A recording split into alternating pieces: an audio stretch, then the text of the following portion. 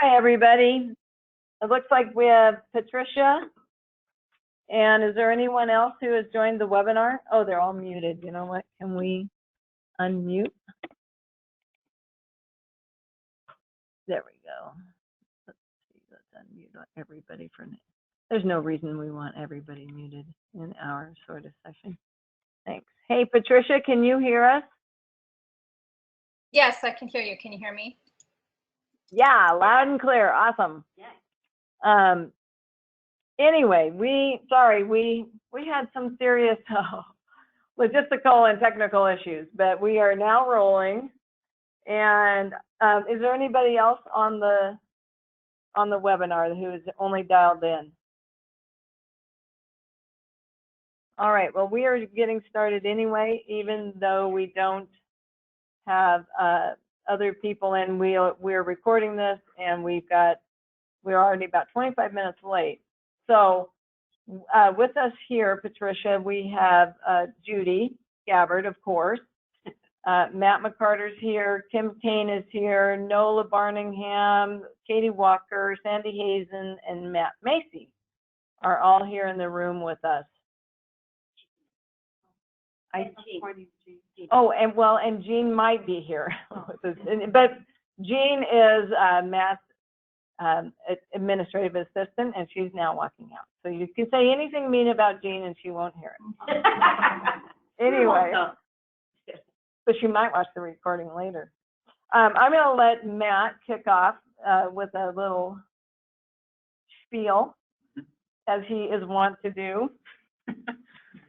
As I want to do. I just want to take a moment and welcome folks to the proceedings, and just take a pause and offer some honest gratitude for your work in implementing sources of strength in Idaho. And what occurs to me is that the work you do, school by school, school staff member by school staff member, student by student, it's really boots on the ground. And from your view, it might appear that it's a bit of a teaspoon brigade. In other words, trying to touch school by school, student by student. But what I can tell you at the state level, we talk about this program and the work frequently, and what you're endeavoring in is systems change.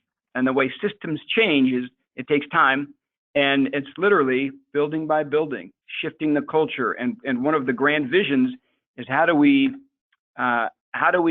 change the tide and create a critical mass of positivity for kids throughout the system.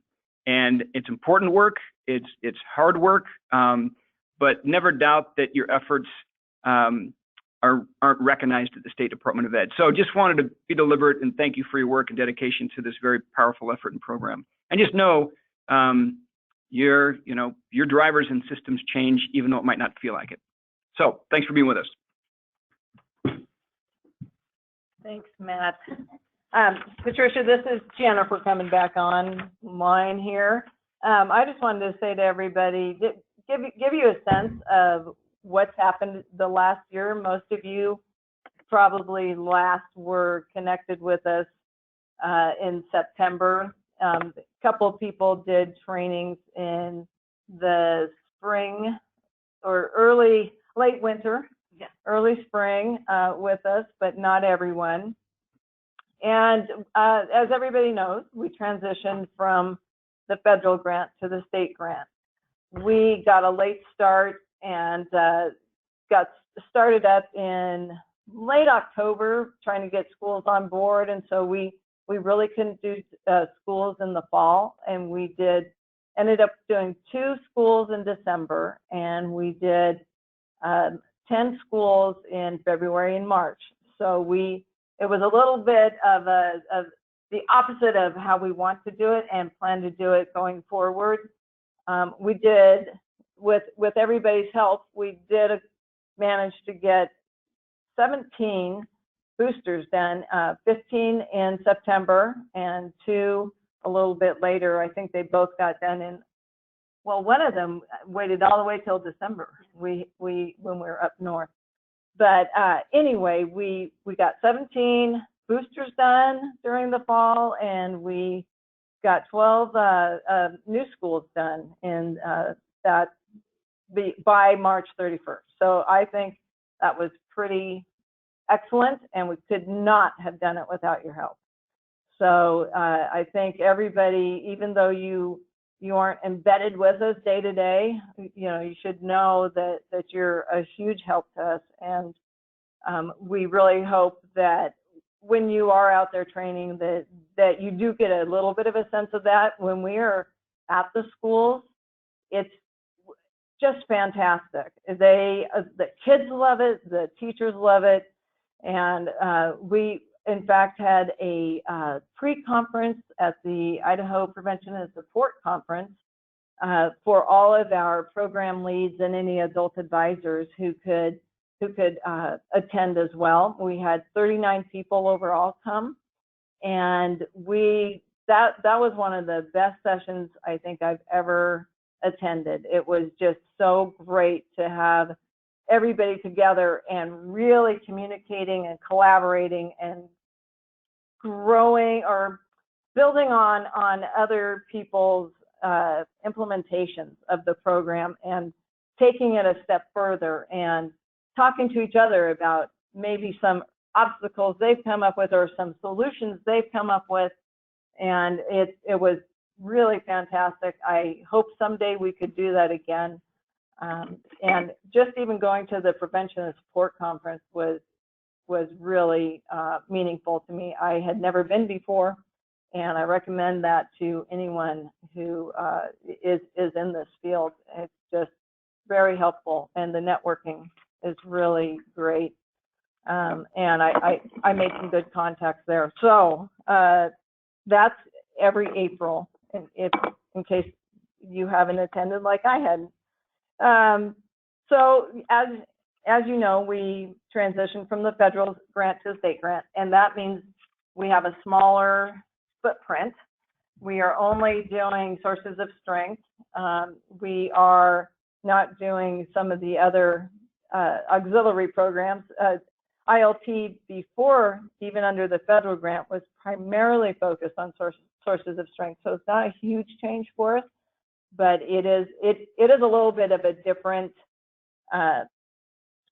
organization now. We're just very focused on sources of strength, and that feels really good. It's actually a positive in my mind. And Kim's suicide prevention program is taking on some of the things that ILP used to do, like helping to get Dr. Rudd here and do AMSR training for clinicians. And so that is continuing. It's not just because ILP has a smaller footprint. Some of our auxiliary activities have completely died. So that's where we are. We are a little bit smaller of funding, and so we do have fewer dollars to put towards trainers. So if you are, some people have had some concerns that I've set a limit for right now at 2 trainings per trainer until we get everyone to sign up for at least 1 training. So just so you know, it's not that I don't want you to be training if you're available. It's just I want everybody to have a chance. And as we get the schools scheduled, we couldn't get them all scheduled before school was out, not surprisingly, with these new schools and even some of our boosters. We'll definitely get that schedule out to everybody. You can pick your training. So I want you to know that we are working on getting that information out to you, but it's a little bit difficult with everybody being gone at the moment. Okay, and then one of the things I think I think we're going to change that. I haven't been sending newsletters to the trainers, but I think that might be a good way for you to just keep up on what we're doing. So I'll start sending you the newsletters, but it is always available on our website. So you can download our current newsletter from the website. In that newsletter, I focus, the primary meat is about school climate, and that's what Matt was talking about with systems change. School climate is really the goal of improving school climate is really the goal of sources of strength, one of the primary goals anyway. It is also about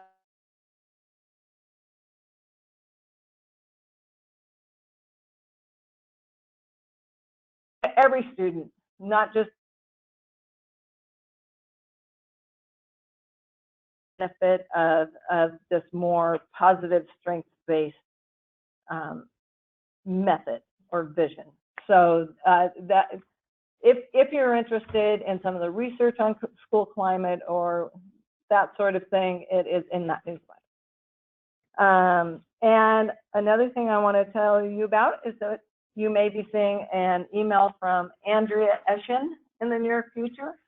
We just hired her part-time, and she will start August 1st to help us with implementation, and she'll be job shadowing Judy, who might actually eventually retire. Several years. Yeah. So she needs a little while to get up to speed to Judy's speed, sprinting along. So yeah, we need 30 years, 30 more years, then you can retire. She'll be up to speed. I look 30 years younger, I'd say that, you know. And then we will be getting information out to you because we're now under the state. The payment details are quite a bit different. You're going to have a different contract.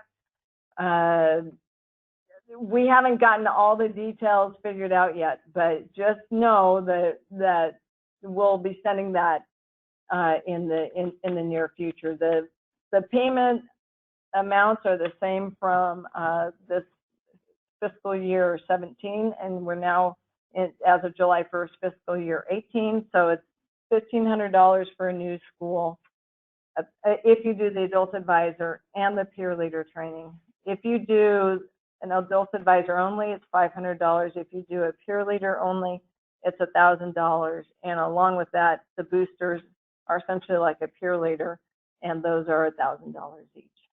But we will get all of the details worked out with the State Department of Ed.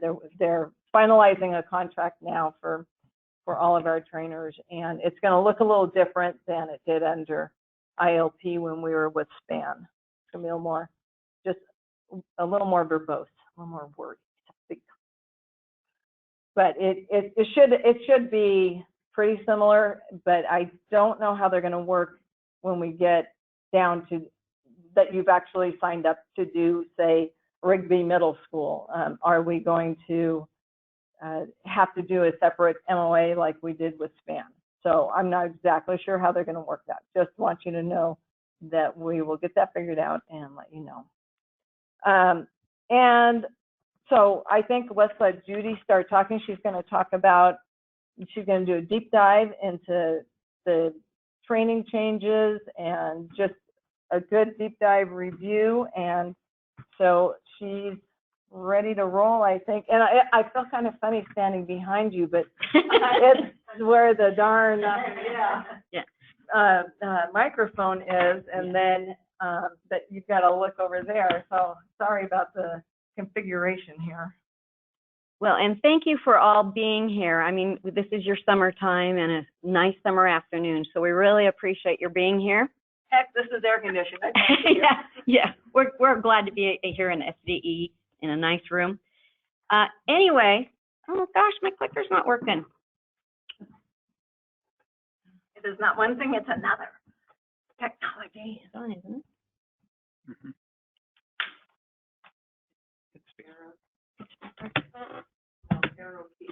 Arrow key? Arrow key to the right. Where's the mouse? I can use the mouse maybe. Are you in presentation mode? Yep. Okay. I'm just gonna Go this way. Yeah, This go will just- work now too. Oh, okay. Oh, good. Thank you. Thank you. Tech challenge here. But so thank you all for being here. And I'm going to ask you up front to forgive the wordiness of these slides. Jennifer and I talked about it, and we decided for people who are not able to be here, they may need to have more specific wording. So this is absolutely what you'd learn not to do if you're doing a PowerPoint. It's a little dense. So, and here's the agenda for today. You've already heard from Jennifer and Matt.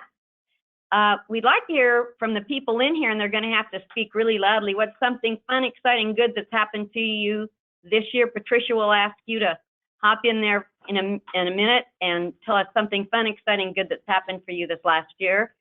Then we're going to have some general comments and some changes in the training. We're going to review some of the peer leader and booster trainings. We're going to have a games review for you because some of those things can be adjusted, especially if there's a time constraint. We're going to review what an adult advisor training looks like, including with the new changes, and any questions and concerns. And always, thank you for being a trainer for us and with us. Okay. I think we're going to encourage you to, if you have questions on a certain thing, go ahead and speak up because we're a small enough group. Okay, so everyone, any questions, just hop in there with them. All right, who would like to tell us first something fun, exciting, good that's happened so far, maybe the last year or this summer? Matt, loud. January 2nd, we're having a little girl. Yay! That is so exciting, Matt. Mm-hmm. Yay! Oh. Yeah, my summer's just doing a nursery. That's my project. Oh, you're building one or painting a room or? Painting room. Okay. Cool. Congratulations. I'm so excited for you. You'll be a great dad. Sandy?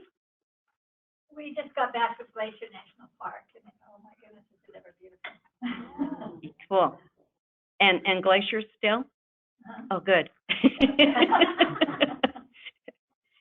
Okay, Katie? I just got back from Seattle for a week, so it was 73 and sunny and beautiful the whole week. So Really great. I don't like hot weather. Okay, Kim? Brewing. Well, since this is the last year, I've been in a new job for the last year. As of Tuesday, this coming Tuesday will be 1 year as the first ever state suicide prevention program.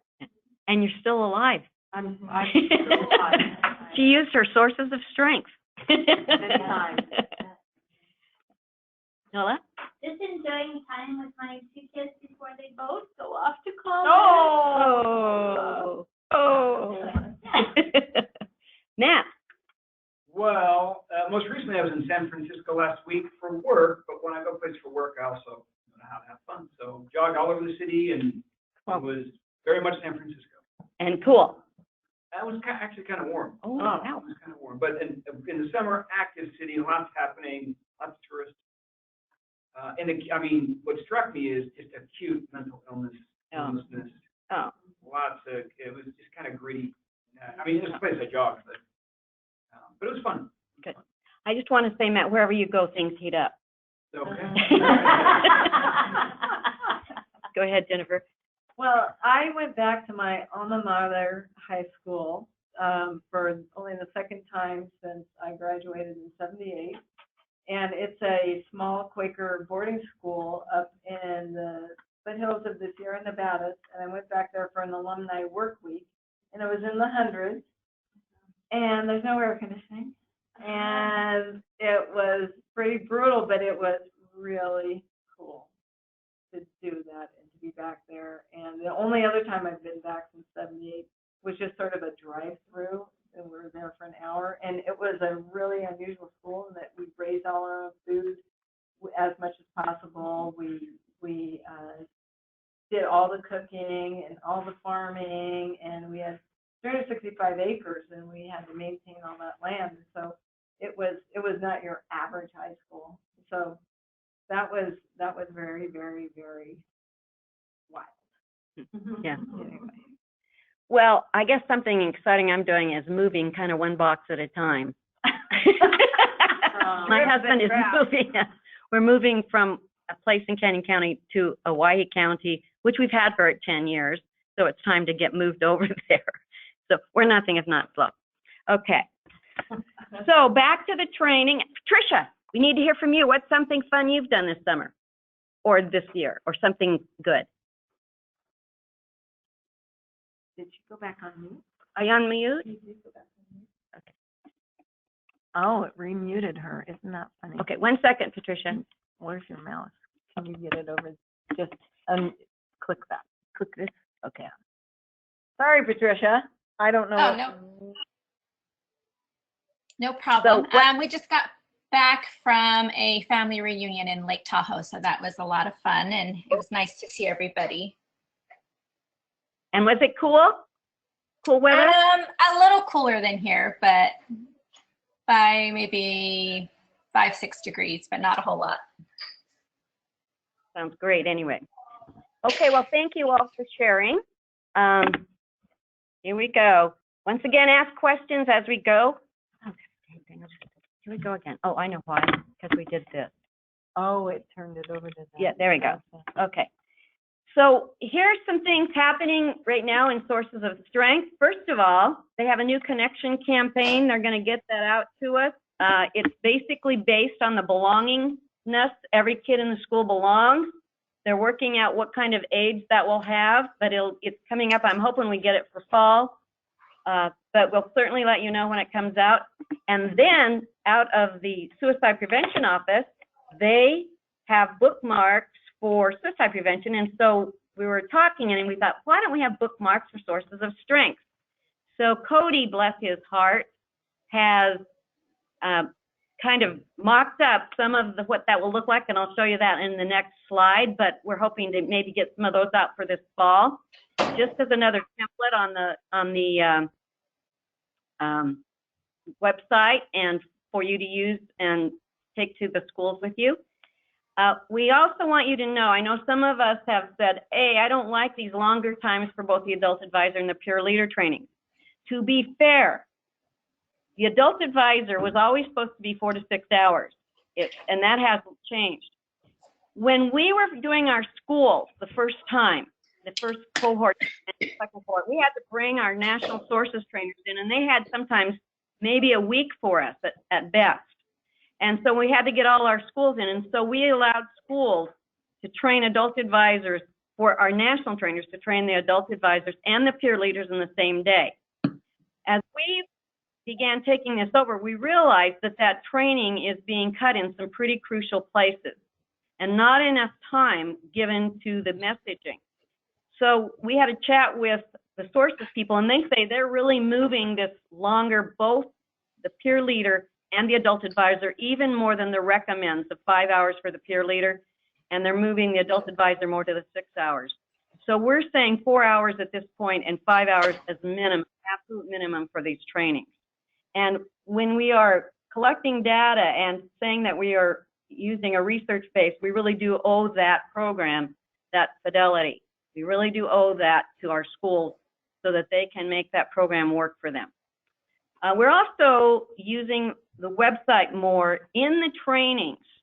We're really recommending that the school set up ahead of time, and we will be emailing out to them in the setup before you go out, that we would like access to a media setup so that they can look at the website, so the peers can look at the website, and so that the adult advisors can go through the website, especially in the new trainings.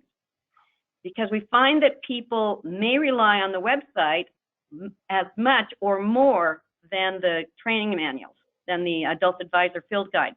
And it has such good ideas and such reinforcing ideas that we think that's critical. So we're going to ask all of our trainers to be sure that they make sure the adult advisors see the adult advisor site, and in the peer leader training, take a couple of minutes and show the peer leaders that there is a website for them, and we'll talk more about that in a minute.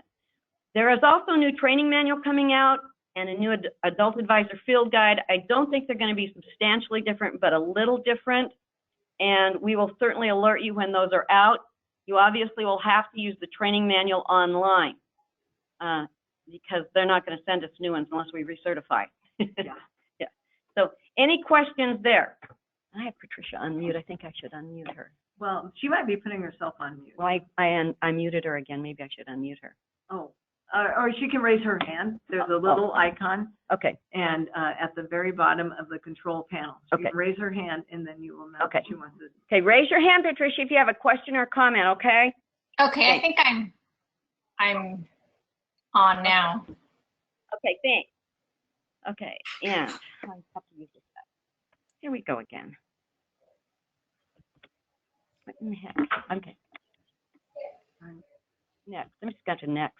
Here's what the bookmarks look like.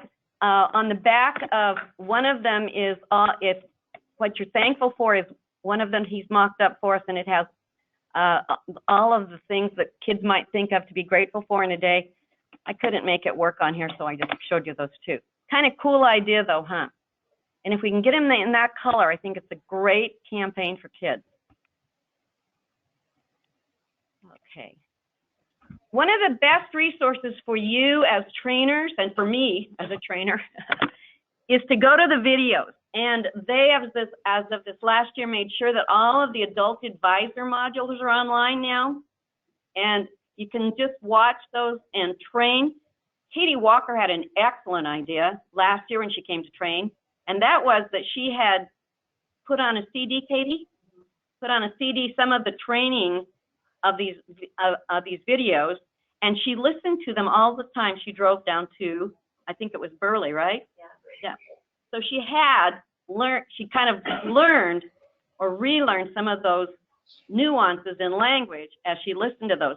So that's a really clever idea. We mentioned that to the Sources national trainers and said, hey, why don't you put these on a CD for everybody? And they said, well, take that under advice. Right. Go away. Yeah, they said, yeah, they did say, go away, Judy.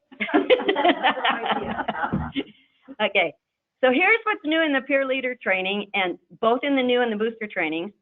And I'm not going to read these slides. They're for you for later or for the people who are not here. One of the things we want to emphasize right there at the beginning of the peer leader, where we ask the peers what they have heard about the day, what they know about it. Usually they'll come up, somebody will raise their hand and say, well, I know it's a suicide prevention training. And we want to honor that. Yeah, it has that as a component. But then we want to really put out there, hey, this is not just a suicide prevention program, but this is an overall wellness program that has now been researched as a well-being program for schools and for kids, for adults, for everybody. So we really want to make sure that that overlapping wellness piece is in there. So you can say that how you want in your own words. I don't think that's in the manual yet. I don't think that's in the manual yet. I meant to look that up. I thought I did. So it will be in the new manual though. So if you want to go online when you get that new manual, exactly to get Scott or Dan's word, we'll let you know how to connect to that module, or we'll certainly let you know when it's in the new manual. But we're emphasizing this is a wellness program, not just a suicide prevention program.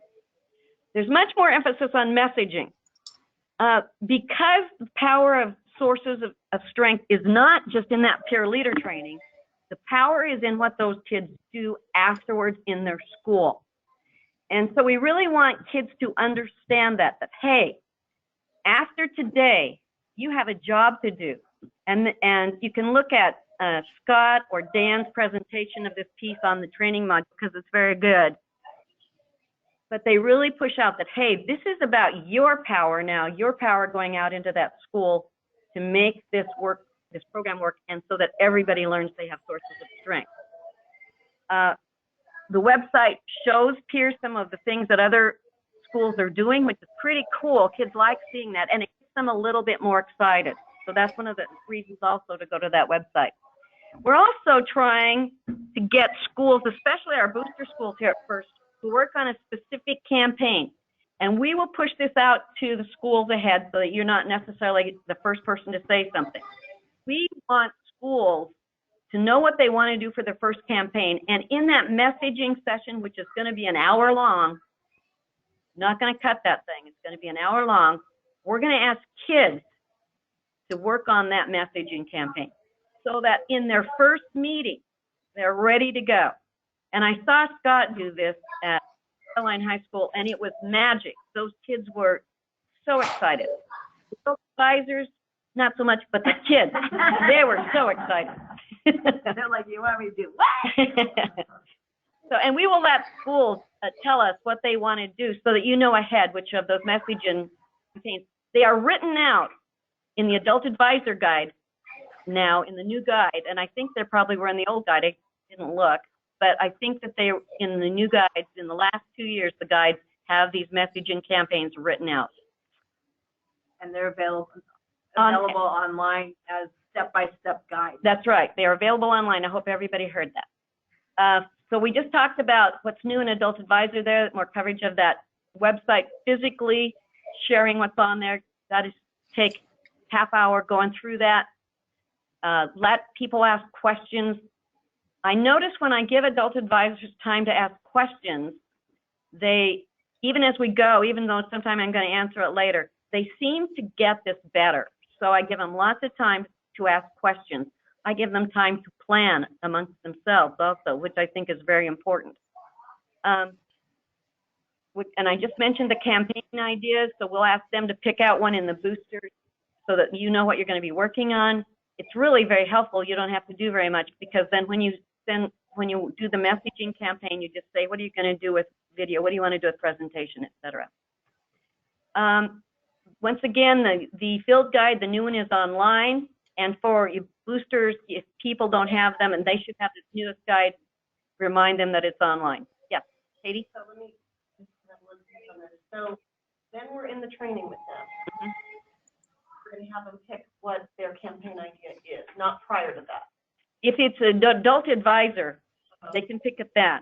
If it's the booster, we will have them know ahead. The adult advisors are going to pick what messaging they do. Their first campaign, yes. Okay, and then the kids' role will be what? The kids will, Without the input of the kids? the first one, yes.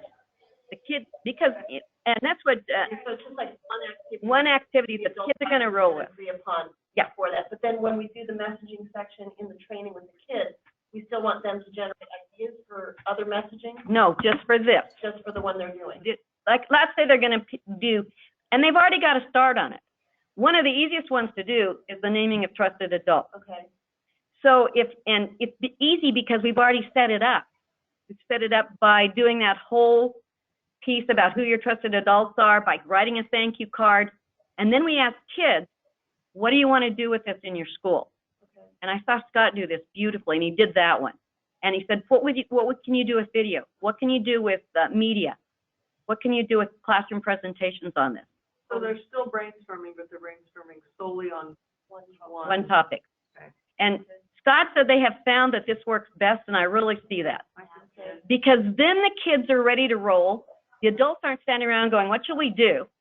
What we're doing is we're really setting them up to start. But we're still giving the exposure then to the site and the different things that they can access for other activities. And that's why we're showing on the site. That's why we're showing kids the site also.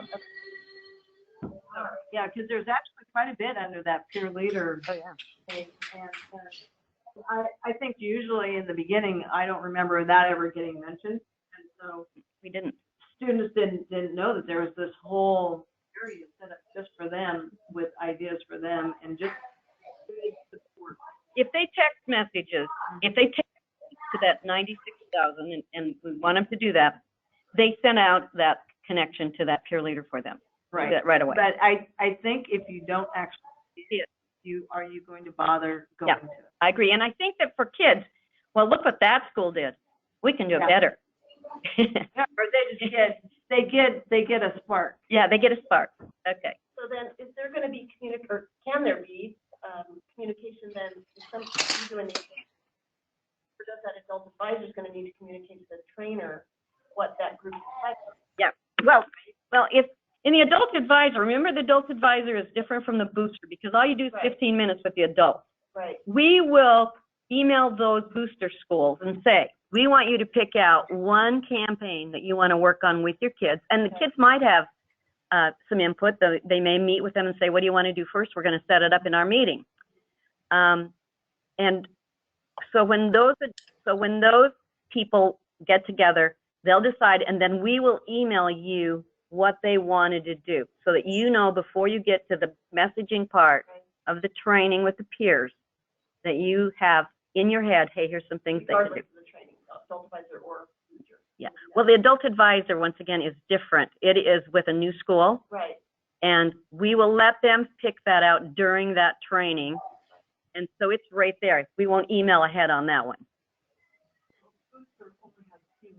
15 minutes before and 15 I think, There's no I think Katie's asking because of North. if you go in and do the adult advisor and Katie's not there, If they tell you what campaign they've chosen, I'll let Katie are know. you? Okay, Yeah.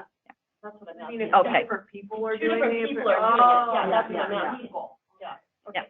That's what I'm Good question. Good question. Not a great answer, but a good question. That's Okay. how we roll. Hey, hop in here, anybody, anytime. Hop in. If you have suggestions, hop in. We can put them on this recording for other people. Matt, if you have something to say, say it. Kim, anybody, any trainer here, hop in here. You guys, more of us are better than just one older brain here. Okay. It's a good Boosters are really similar to that first training. We do have those guidelines, and we'll send those out to all the trainers again. We have a few things to send out to. We'll make sure we send out those guidelines. We went back through them. If you know the peer leader training, you really know the booster training. There's a few little things that are changed a bit. We'll talk about them. Previous years, peer leaders get to welcome people at the door and get them on name tags. We also like them to share what they accomplished in the last year right at the first, and some of you know about that. That's been part of it. They can also look around the room, and here's something that we found that helps, and Scott says they really do rely on kids to say, hey, how come that group of kids isn't represented here? So you can ask kids at the first of the training, do you think every peer group in your school is represented? And kids will be pretty honest about it. You can say, well, if you figure some out, tell your adult advisor, or let your advisor know if they don't share anything there.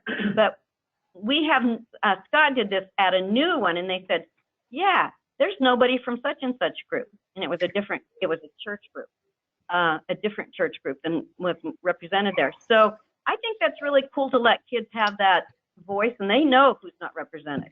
How did Scott handle that? He said to the advisor, okay, you have a group missing. And he had really gone over the social networking. So the day before, some of them looked at each other and said, ooh, I don't think we got everybody. And then the kids said, you don't have everybody.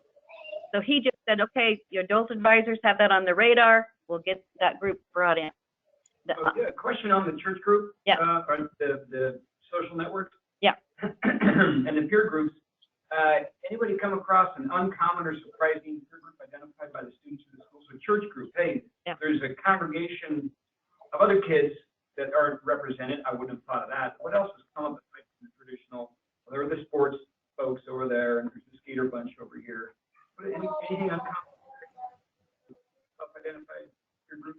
We had one group that came up with the kids who don't hang out, don't hang out with school. Where was that? Like the isolates? Yeah, they weren't, there was several of them. They said they hung out in the computer lab. Oh, okay. But they didn't really hang together generally, huh?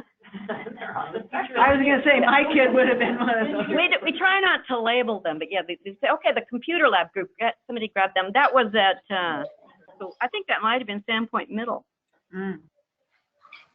So, and actually, Cindy Albertsons was there, and she brought that up because that had happened in her school also. Since we're on that topic, Yeah. I gotta say that I've noticed at schools that there aren't very many kids on the spectrum in there, and I think that's because they're not likely to be the leader of any group, and the social interactions makes them uncomfortable. So I think that adult advisors haven't included them because they're worried about them just being totally not their thing. Yeah. And I get that. But the one school over here in Meridian that included their Asperger's girl got her to open up more than her whole experience at school. Wow. And so it changed her to be a part of that. Wow. So I think it's something that we should advise adult advisors to consider Mm-hmm. if Yeah. they've got some kids on the spectrum who would be willing to take it, because those kids have to continue their own boundaries. What a better way. Yeah. Safe, there's no safer way for them to push those social boundaries than in this group of people. Mount Harrison had the same thing. Yeah, they did. With one girl. Yeah. Yeah. The other thing is, She had never spoken to any she was the one who came up with the solution for one of the games. I can't remember which one it was. Making the ball go fast. Yeah. Yeah. It was, and then when we went back to the booster, she was just running the thing. that is so cool. About that. Sorry. One of the things that is happening with schools is they're coming up with really great ways to implement sources during their day. And lots of them have advisory, and we now have some that have this as a class. So kids on the spectrum would fit right in there, really. Because if you're in a class or in an advisory group that is doing these activities, you know, they're going to find a place to be doing something, whether it's maybe doing the social media campaign, or maybe they want to do the wall art or whatever, so that they will fit really well. So I think that's a great point. We do need to push out to schools, hey, make sure all the groups, including those kids who are socially not adept some ways, or maybe on the autism spectrum, fit. I agree with that. All right. The role play you already know about, so I'm not going to go into that. We will push that out to schools to make sure the booster schools know that they have to have that adult role play. I mean, the adult advisor or the counselor role play with one of the peer leaders.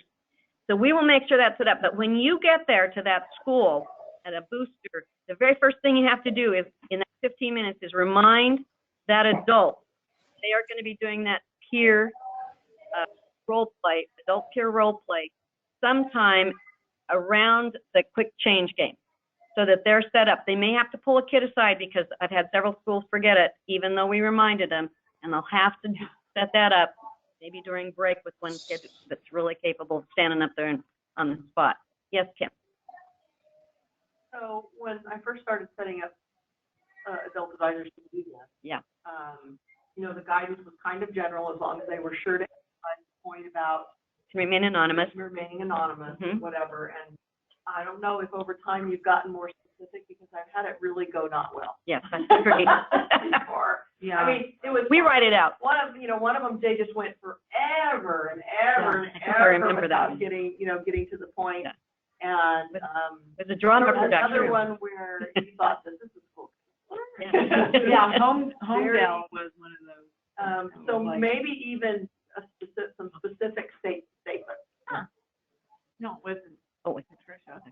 maybe even some specific statements.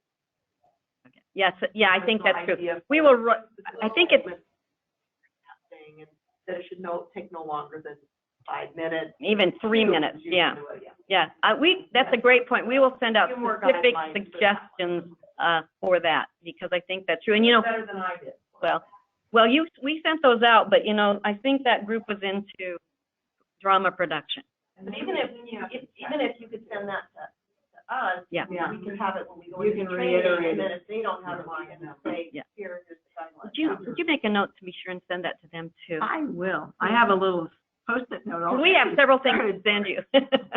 Okay, in the booster, you don't have to go so deep into the warning sign after the quick change game, because they've already had them. A, B, you're gonna have you know, hopefully some hotline cards, and also it can take a lot of time. And we ask that the adult advisors cover those sometime during the year again anyway. So don't take too much time on that quick change game, warning signs after that quick change game, because it will help you have time for messaging. The other thing is we need a real understanding of those levels of messaging ourselves. And the reason is because if people only stay at that fun level, at that positivity level, no one will ever get that they have strength. So in one of his really good talks on this module, on the levels of messaging, this is one that you might want to show to your adult advisor. If you're doing a full-on adult advisor, I don't mind if you show the little cartoon, the levels of messaging. It's only about 3 to 5 minutes long. Scott says not to use a whole video to teach something. If you have a couple of sentences or a couple of minutes of one that you want to use that's a training video or that's an adult advisor video, that's fine, but only show a couple of minutes. Because once again, this is about interaction, and we need to be interacting with the adults. We need to be modeling what sources looks like. So it's okay to do a couple of minutes of something, and the one that, if you're going to do one, I think it's really good, it's that level of messaging. And I like to take it back to what we've just done with kids. after you show that target, that levels of messaging target, remember it's got positivity, awareness, and then interactivity in the middle. I like to take it right back to the training. I'll bring it back to something we did. I'll say, hey, it was really positive that you were greeted at the door by last year's cheerleaders. That's positivity. Saying, hi, how are you? Glad you're here. And we all learned about the wheel. We all learned that we had these strengths. That's awareness. But when you guys shared what that strength looked like in your life, or when you did the go around in the small group, that's interactivity. And somebody has to say that that this is what it looks like in my life. That is interaction, and that's the goal we have. So kids need to really understand that, and it's really hard sometimes unless you have some examples for them. So figure out maybe from your training some examples. Scott does this really well. It's training video. So go ahead and look at that if you want to use that. All right. Before the booster training, you already know this. You have to check to see that role play set up. We just talked about that. We'll send you that. Make sure that all of the adult advisors know about this. Take that 15 minutes. Don't forget you have to do this. Tell those adults ahead that you need them after that training. Sometimes the booster people think, well, I got to go do a football practice. Well, not until you take your 15 minutes and tell us what went on in your group. That really is important, that debrief. So take that 15 minutes ahead. Make sure they know those expectations. Make sure you ask if they've set up that role play. Ask them maybe if there's been anything happening in their school that you should know about that's been crisis or trauma oriented. And then remind them that you need them after this is over, after this booster is over. Because some of them will try and sneak out. Also, we'd like them to know the first meeting date, and they have to announce that. So you'll want to remind them right there at the beginning. We'll put this down on the little list of things for you to remind them. Well, this is boosters, right? Yeah. So they probably already have a schedule. Yeah, they may. meeting. But we want them to be able to shout it out to the kids before that When the- booster's when the over. first meeting. Yeah. And just make sure that they have that on their radar. Kids will be new. Yeah, some of the kids will be new, hopefully. Yeah. And we want to, once again, you're going to Advisors better know. I mean, they should. confirm with them which activity, because you will already have told them or asked them to pick out an activity. Confirm with them that, yeah, that's what you're going ahead with. And we'll make sure it's an easy one so they have an easy first win again, even though it's a booster. And be sure to check on what time lunch is going to be. And I'm going to push this out to the adult advisors. You've got to have 40 minutes to do that wheel and those first 2 laps. And that's close. So if you get everything in, Get to the point of the wheel. you can get to the point of the wheel if you want, but then you only have 2.5 I'm hours. not understanding what you're saying. You're saying only do 40 minutes? No. I'm saying this is about setting up time for lunch. Uh-huh. I want to have 40 minutes for that wheel and that. And so if you put a whole bunch of all the other stuff that goes ahead, you really have an hour and a half before lunch. So I'm trying to push them to do the lunch at least an hour and a half in. If they can't do that, then you're going to have to make sure that they have a really short lunch. Make sure you have plenty of time, because what this does is if you have to start the wheel before and there's only an hour before you go into that lunch, then there's not enough time to do the wheel and do all those other activities. And you can't skip the games. I had that happen. Somebody said, oh, we're going to skip the game. No, we're not going to skip the games. We're going to have the games.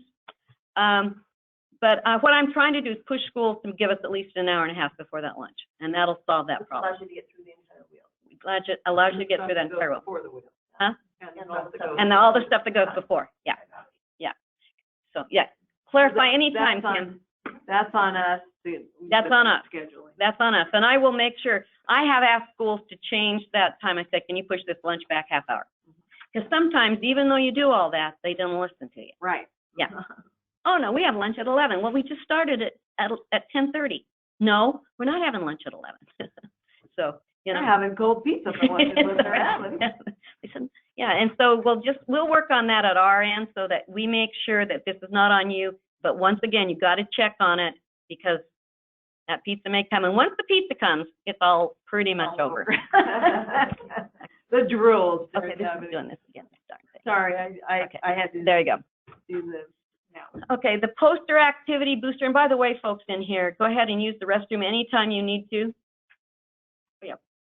Anytime you need to get up, take a break. You don't have to listen to me on ad nauseam here. In the booster, don't forget to ask previous peer leaders to not jump in on that continent question just for a minute.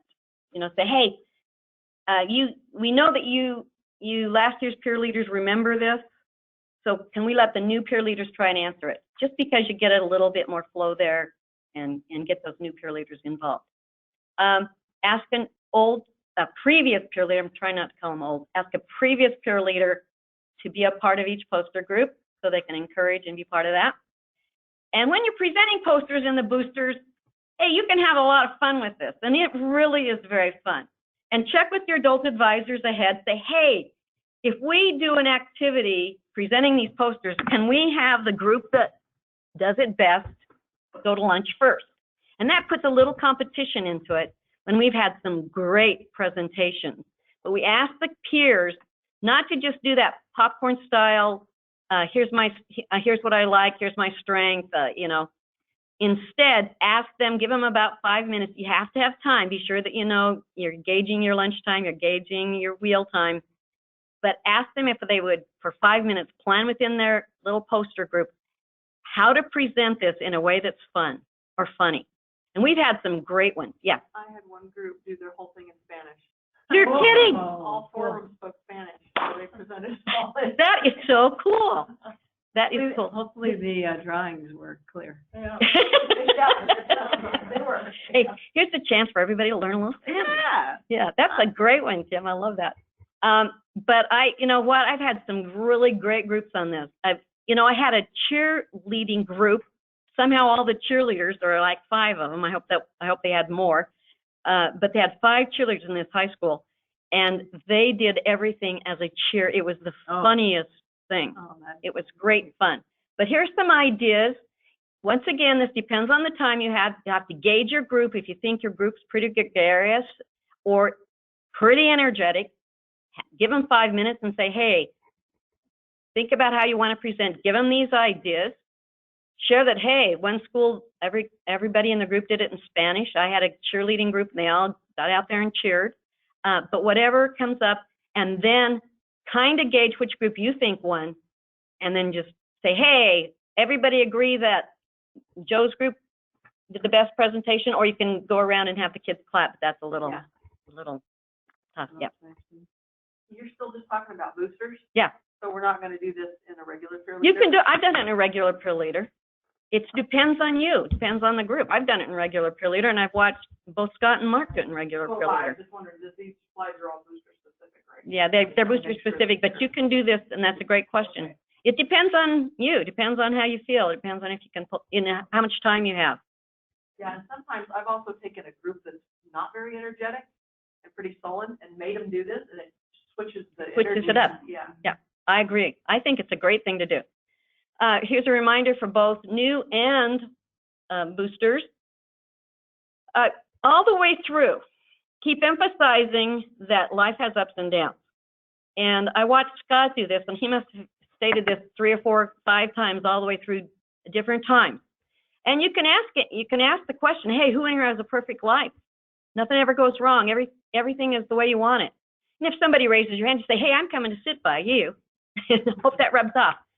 But they would see, most of us will agree that life has ups and downs. Times are going to be tough because we want kids to get through that idea that, hey, if something goes wrong, I'm going to die. They're not. They have strength. And so that's what this is about. So be sure to emphasize that several times in there and emphasize that sources of strength is about dealing with those tough times. Is this something you'll put in our, like, are we going to have a list somewhere, visual learner here, somewhere where this is available? I'm trying to remember, was this in our original training? Does anybody remember? Seeing this, no. Even in the booster, I don't remember it. I'll tell you where. It's there once, It's but it's not re-emphasized. I think, where is it in the in the training? Do you remember, Kim? It's first of all, it's in the first lap of the wheel. I was gonna say, it seems to me it's in the wheel. It's in the wheel. It's right after the wheel. It's the first lap of the wheel. Reiterating it then. Yeah. And so, but when you introduce the wheel, you can say, hey, a little bit about, hey, this is research-based. You know, the National Source of Strength trainers went out to find out what people use to get through tough times. And you can say right there, so everybody agree we're all going to have tough times. Everybody's going to have ups and downs in life. So that can bring it into the wheel, and then again on that first lap, and then later on if you can throw it in again. Just because what we're trying to overcome is that that mentality that, hey, if my life isn't perfect, it's not a good life. Well, you know, those tough times make us who we are in lots of ways. All right, the wheel. And this is something that everybody really needs to do, and me too. And Mark Lomurray really put it in my head. Because as a counselor, I would like to do it a little counselory, and he would not let me. This has got to be done as scripted. They give you 2 or 3 sentences on each part of that wheel, so you don't have to, if you don't like one, you can use the other. But we have to absolutely follow that script. And as a counselor, we can't ever say, so how does that make you feel? So, gee, that must have made you feel really bad. Well, no, can't do that. And Mark Wilmer will be the first to come and rap us on the head. Well, and there are times when you really that's really what you want to say. I think what they use instead is, what does that do for us? What does that do for you? What does that do for you? Yeah. What does that do for you? Yeah. And that's a kind of way to get at the same thing without saying. I've heard them say, like, tell me more. They say, tell me more about that. Well, that can use about anything. Yeah. They're really trying to get at how they feel about something. They use, what does that do? Like what's the healthy activities? What does those do for us? It's the same thing. Yeah. And you have to do that statement at the end. I'm going to bring that back up. That statement about what do these do for us? Yeah, you're right. There are several of them. Yeah. And where you get them just to add more. Yeah, you can, and this is different from adding more. This is different from adding more. When you do the script, they give us those statements in there to get kids drawn out. But I've seen a couple of these where people get onto that feeling thing and want to pursue how that made the kid feel, and it's just an inappropriate place to do that. We are not a support group. We're not a counseling group. We are sources of strength, and we are going to that, teaching kids about how they get through. And that's what you can always go back to. So, wow, that had to be tough. What helped you get through it? And that's just the best thing to learn. There's nothing in your verbiage here that really says what you're saying, and it's in the book that aren't here. I know. Yeah. Yeah, and I want what you're saying is very important. Yeah. And I wish it were a bullet. Okay. We can make it a bullet when we send it out. Yeah. Okay, we can make it a bullet. Well, and everybody's supposed to watch this webinar. Yeah. I just want to say this. You knew that there was. If you want to get by me, you're going to have to learn the script. That's what I'm saying. Thanks, Ray. I had to learn it. My brain's still learning. Everybody learn the script and learn the follow-up statements to the script. We already talked about this 40 minutes for the wheel. If lunch is coming, you've got to have that 40 minutes. Otherwise, push up that lunch if you can. Push it back if you have to. Do whatever you have to do, but I want a full 40 minutes for that wheel on that first and second lap. The small group comes after that. When you come back, play a game and get back into your small group. But if we do not do this wheel and it's laps correctly, we did not set kids up with sources of strength. Please do the wheel in the order. You can play around with that first quadrant. You can have friends first if you feel uncomfortable hopping into family support. But the rest of it, I talked to Mark about this. They really want us to keep that fidelity. And you have to end with mental health. If you don't end with mental health, you miss the whole thing on the first and second lap. So if you start with positive friendship, you throw family in somewhere else. No, you put it second. The first, you put it right after swap that. Those two. You can just swap the first quadrant around. That's it. Everything else is pretty much the way it needs to be because it's been researched that way. And we've got to keep the fidelity of this. And a great trainer we had took this wheel and and put it in different places. And then we had to go back to mental health twice. So please keep that wheel in the order it's given, except with that first quadrant. If you're feeling like this is a real shy group, go ahead and start with positive friends. The last thing I wanted to say is we really need people to play up that mental health aspect. Really get in, and the words are in the training manual. Just get in there. So what would you do for a friend who is physically hurt and saying, I'm just going to walk this off even though their bone's sticking out? What are you going to do for that person? Really play that up and get kids to give you the answers to that. Because then you say, well, and then we want you to take that same enthusiasm to a person who's saying, I'm in such mental pain, I want to die. What are you going to do for that person? Because we want those things that they said over here on the physical end of that to take it over here onto the mental health part. I was just checking that up. We're still recording. Okay. Wouldn't bother me That if it would weren't. suck. Okay. Is any questions on that? And you can, mention the thing about the fMRI and Oh, mental Oh, yeah. pain. I have that in here. Okay. Oh, I found it. It's right down at the bottom there, but yeah, you want me to say it? Okay. Well, I'm just saying that Yes. that's a really good, After when you're you don't have to mention it. when you're, and I'll mention it for our trainers because it probably wasn't part of it, but now we have research from SAMHSA that says the pain center of the brain lights up more for a mental, emotional pain issue than it does for a physical pain. Isn't that interesting? Than even for a broken leg. Now, they didn't bring in childbirth in that, but they did, an appendicitis, but they said that the pain center lights up more for mental, emotional pain than it does for physical pain. Of course, it's the brain, so maybe it's Where's that research from? SAMHSA. SAMHSA took a look at a whole bunch of research, and then because fMRIs have become huge in the last 10 years in brain research, functional magnetic resonance imaging. I'm sure there's probably an ing in there that shouldn't be. Second lap of the wheel, 107, page 107 of the trainer's manual. This is not really in the trainer's manual, this part, but the second lap of your wheel is. But this has been part of Dan and Scott's training the last several times I watched them. And they lay that wheel flat, and they carry out the verbiage that's on that page 107. They start with medical doctor. If a parent takes their son or daughter to a medical doctor because they're having serious depression, and the doctor only prescribes antidepressants, is that going to be enough to keep that kid safe? And the kids are going to say no, and you're going to say that you're right.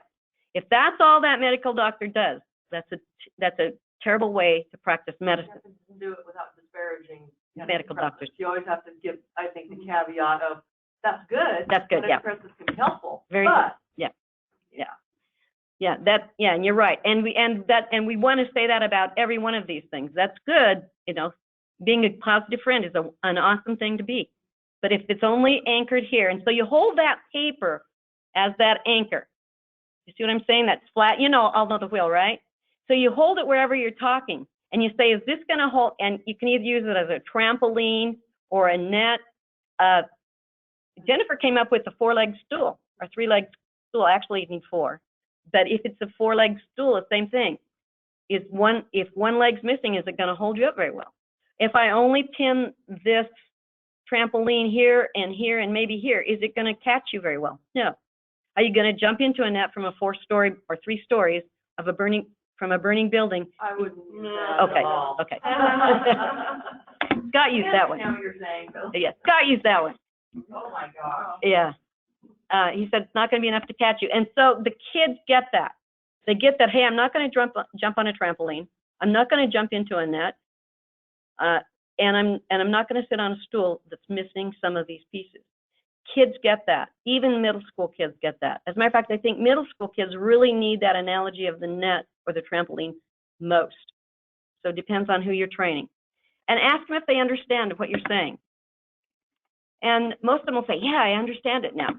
And once again, remind them that not any of us will have all 8 strengths at the same time. And that's part of that script. Yeah. I noticed that when I do this, it's best to give at least 2 examples before you go to the positive friends one. Yeah, I agree. So that And they it does in the really book. get what you're saying. I Okay, agree. good. And it does it in the book also.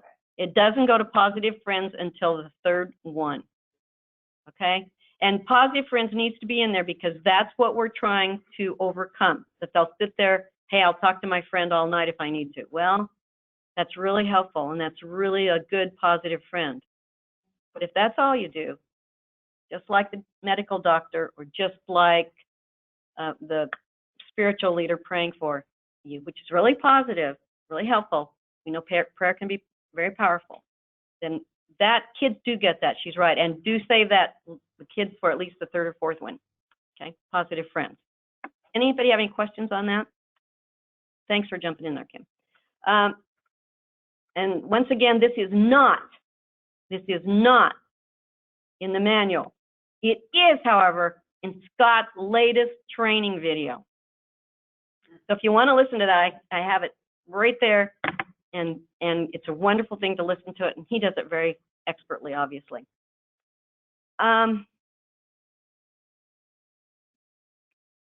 This is about research, and you know, kids like research. We've found that kids like hearing this kind of research. So after you explain spirituality, and remember to use that spirit is part of that word, and you can throw out a few examples: mindfulness, prayer, nature, being out in nature. All those things are for some people spiritual. And you can ask kids how they've grown spiritually in the last year. One of the things that we don't want to do is mention a specific activity like, so how many of you go to church or synagogue or mosque? Please avoid that if you can. Instead, ask it like it is in the training manual. Explain spirituality, explain the root word spirit, the root word there is spirit, and get a few stories of how people, maybe how they have grown spiritually in the last year. And then you can talk about gratitude here. And I think it's important because you may end up using gratitude as a closing, having every kid do a gratitude as the closing, and they're going to do it in their small groups. So we're starting to get them to focus on that. Plus, it's a campaign. Getting the whole school to do gratitude journals or 3 gratitudes every day for 21 days. Those are campaigns. So we're starting to put that in their head. Notice that you can share that research, that's 21 days of thinking 3 times a day of what you're grateful for, consciously and now here's the caveat, they just figured out it needs to be for 12 to 15 seconds. And that's why texting it or writing it down takes those extra seconds. So if you just think it and you don't consciously make yourself hold on to it for a minute, it may not become part of memory. So share that research. That's all research that's in the Sean Acor video, except for the 15 seconds. That's pretty new. But tell kids it's in the Sean Acor video. But tell kids it's fMRIs and explain what those are. That's just that magnetic resonancing imagery for brains shows that brain light up in places it hasn't before, or it starts lighting up and making connections it hasn't before. Okay. You can also tell them, show them what Sources has out there. Hold up the templates. You know, you'll have some of those. Ask the adult advisors, or some of you are going to be taking these through trainings. Hold those up. Show kids what we have for them to do these campaigns with. Kids will get excited about that. Say, hey, you can use these. Maybe do presentations in front of English classes and have every kid do this for Thanksgiving or whatever. And let them come up with their ideas, but show them when they have those templates. And journaling once a day, you all know that one. And so that's on there, and I'm not going to read that. But show both that thankfulness challenge and that journal. Getting peers involved, and sometimes this is a toughie. And I watched Scott do this, and I thought, darn, why haven't I been doing it? Because it's what I want to do, and that's getting up and moving around. So for instance, you all know that raising your hand when you ask a question is very important, because they'll all raise their hand. Try and pick out kids that you haven't picked on before, and it's really hard sometimes because they put those hands down so fast. So if you have to, and you see a kid you haven't talked to, and you don't know the name and they're clear across the circle, go over to them and say, okay, Joe, I saw your hand up on this one. What did you want to say about mentors? So that you kind of, and if they're hesitant, it's okay, go to their neighbor. But I saw Scott do this, and it was very, very effective. And he had a big group. He had like 55 high school kids. So that becomes more important when you Have a bigger group. I've sometimes done the whole wheel once or twice in the center of the group. I think it's smart. It was so big. Yeah. And, I didn't do that when I was at East Minico? And I didn't do it. We had a big group. Sometimes you get in off-shape rooms where you're kind of a square or you're kind of sitting knee to knee. It's really important if you're in an off-shape room so everybody can't, everybody can always kind of hide back in a corner, that you get up and move it around. We don't want you standing up the whole time presenting. The other thing to do is arrange for the adult advisors, and I've started to do this, where I say, do you mind mingling? Because adult advisors tend to sit together. Just like we as friends tend to sit together when we go to a conference. I've asked them to say, I tell them why. I say, I may need to move over to that part of the circle. Would you mind making sure you mingle with the kids? So if I'm having a part of the circle that isn't answering, that I can ask you to trade places with me real quick, because then I'm in proximity and I catch those kids more.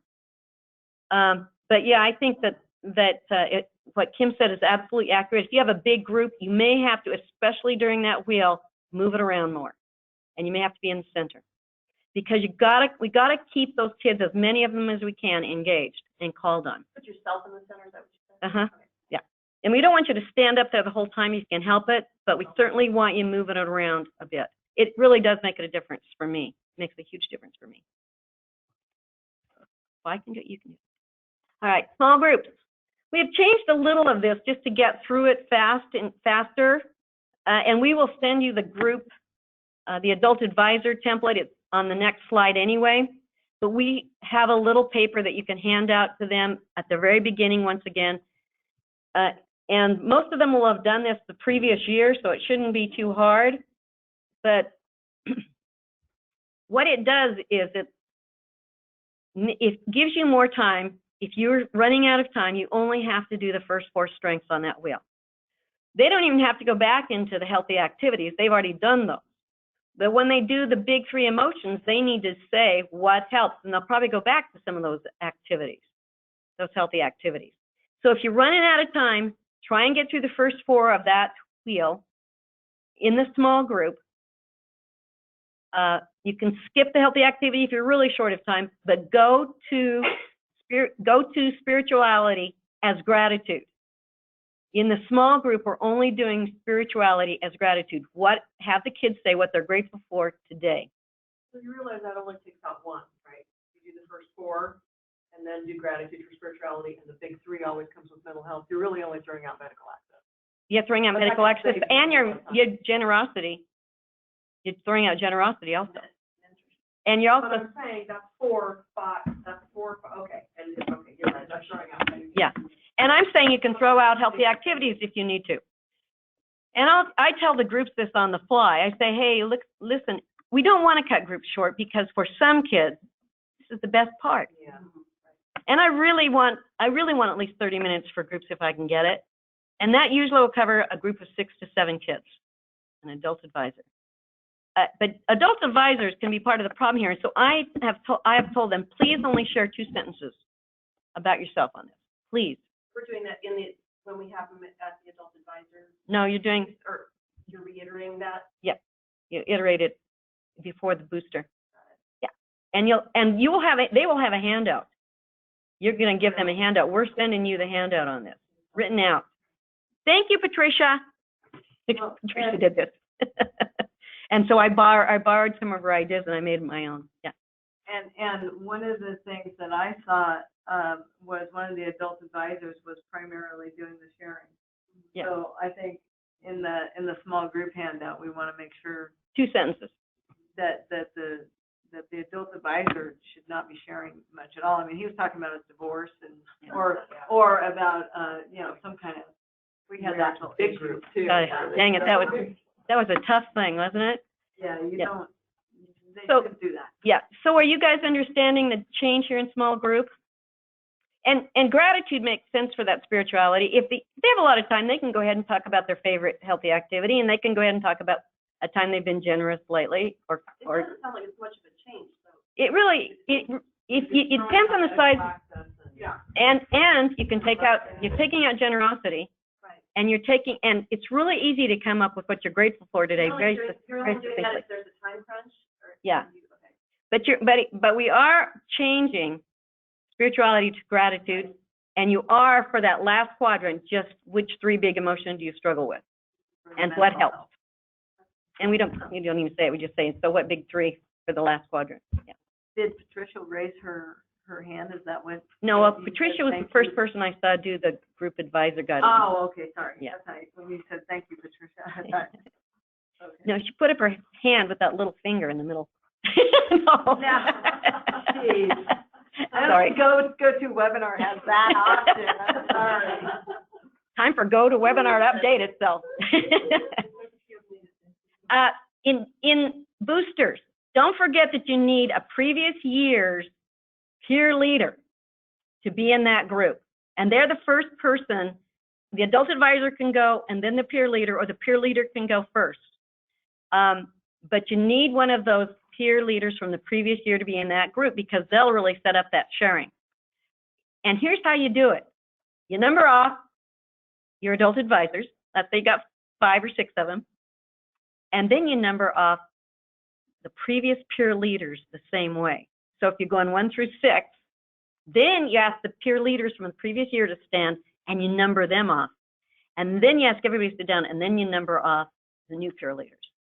So you have maybe 2 or 3 peer leaders sometimes in a group, but at least they're not all sitting in the same group. We'll have the group guidelines for you to run off. And be sure that you remind everybody before they go into that small group of the confidentiality guidelines. Do you have any questions on this? Remind him again, because we hit on that already. You hit on that at the beginning. Yeah, you hit on that at the beginning. Can we all agree that people are going to push out stories in here that they, Right. Yeah. You're just doing it again. And you're just saying, hey, remember at the beginning of this training, we all agreed that we honor each other's right to privacy and what they say. Can I get I want to remind everybody here as you go into small group that what is said in this room stays in this room. Something like that. Just a real quick reminder. Brett just texted me that he is on the phone, so that's good. Who is? Brett. Oh, okay. He's dialed in, so Okay. Hi, Brett. if he has any questions, I don't see him showing up on the little control panel doohickey. Okay. But hopefully you'll just text me, Brett, if you have a question. Jennifer, can you email them the slide deck? I've emailed it to everybody. Oh, okay. Yeah. Right here is what we're going to give. There's a couple more statements on it, but here's what the paper essentially looks like that we give to adult advisors before the training starts. Notice that we do start with positive friends in the small group, and that's per the prescription that the trainer manual has. And once again, I'd like 30 minutes for group if you can work it out. And if you have to, you cut a couple of those things off. Say, hey, we've already done healthy activities. Let's skip generosity. And you just tell the kids that ahead so that you make sure that every kid has a chance to go around that wheel as much as possible to the most important points. Did you want to say something, Tim? Is this your wording for them too? I mean, is this what you're going to give the adult advisor? I don't know how much it is. What do you see? I would say put share only a couple of sentences. Oh, yeah. I think we need to add that. Would you put that down? Specifically only, no more than No more than. a maximum of. Add that we want to add to the small group. Yeah. No more than. No, but And I know is you this tell them that on the whole. I thing, tell them You that. don't want them to do that during the whole training, No, but especially in the small. But in the small group, yeah. I mean, we tell them that ahead, don't overshare, but I don't know that they know what that means. Yeah, I give you that. Quick change game. And here's a quick change in the quick change game. Have your peer partners do their changes at the same time. Have them turn back to back, have them move apart a couple of feet so they're facing opposite walls, and have them both make the changes at the same time. Saves time. I had a kid tell me that wasn't fair. They got to think more about the changes than I did because they went first. So I thought, you know what, that wasn't fair.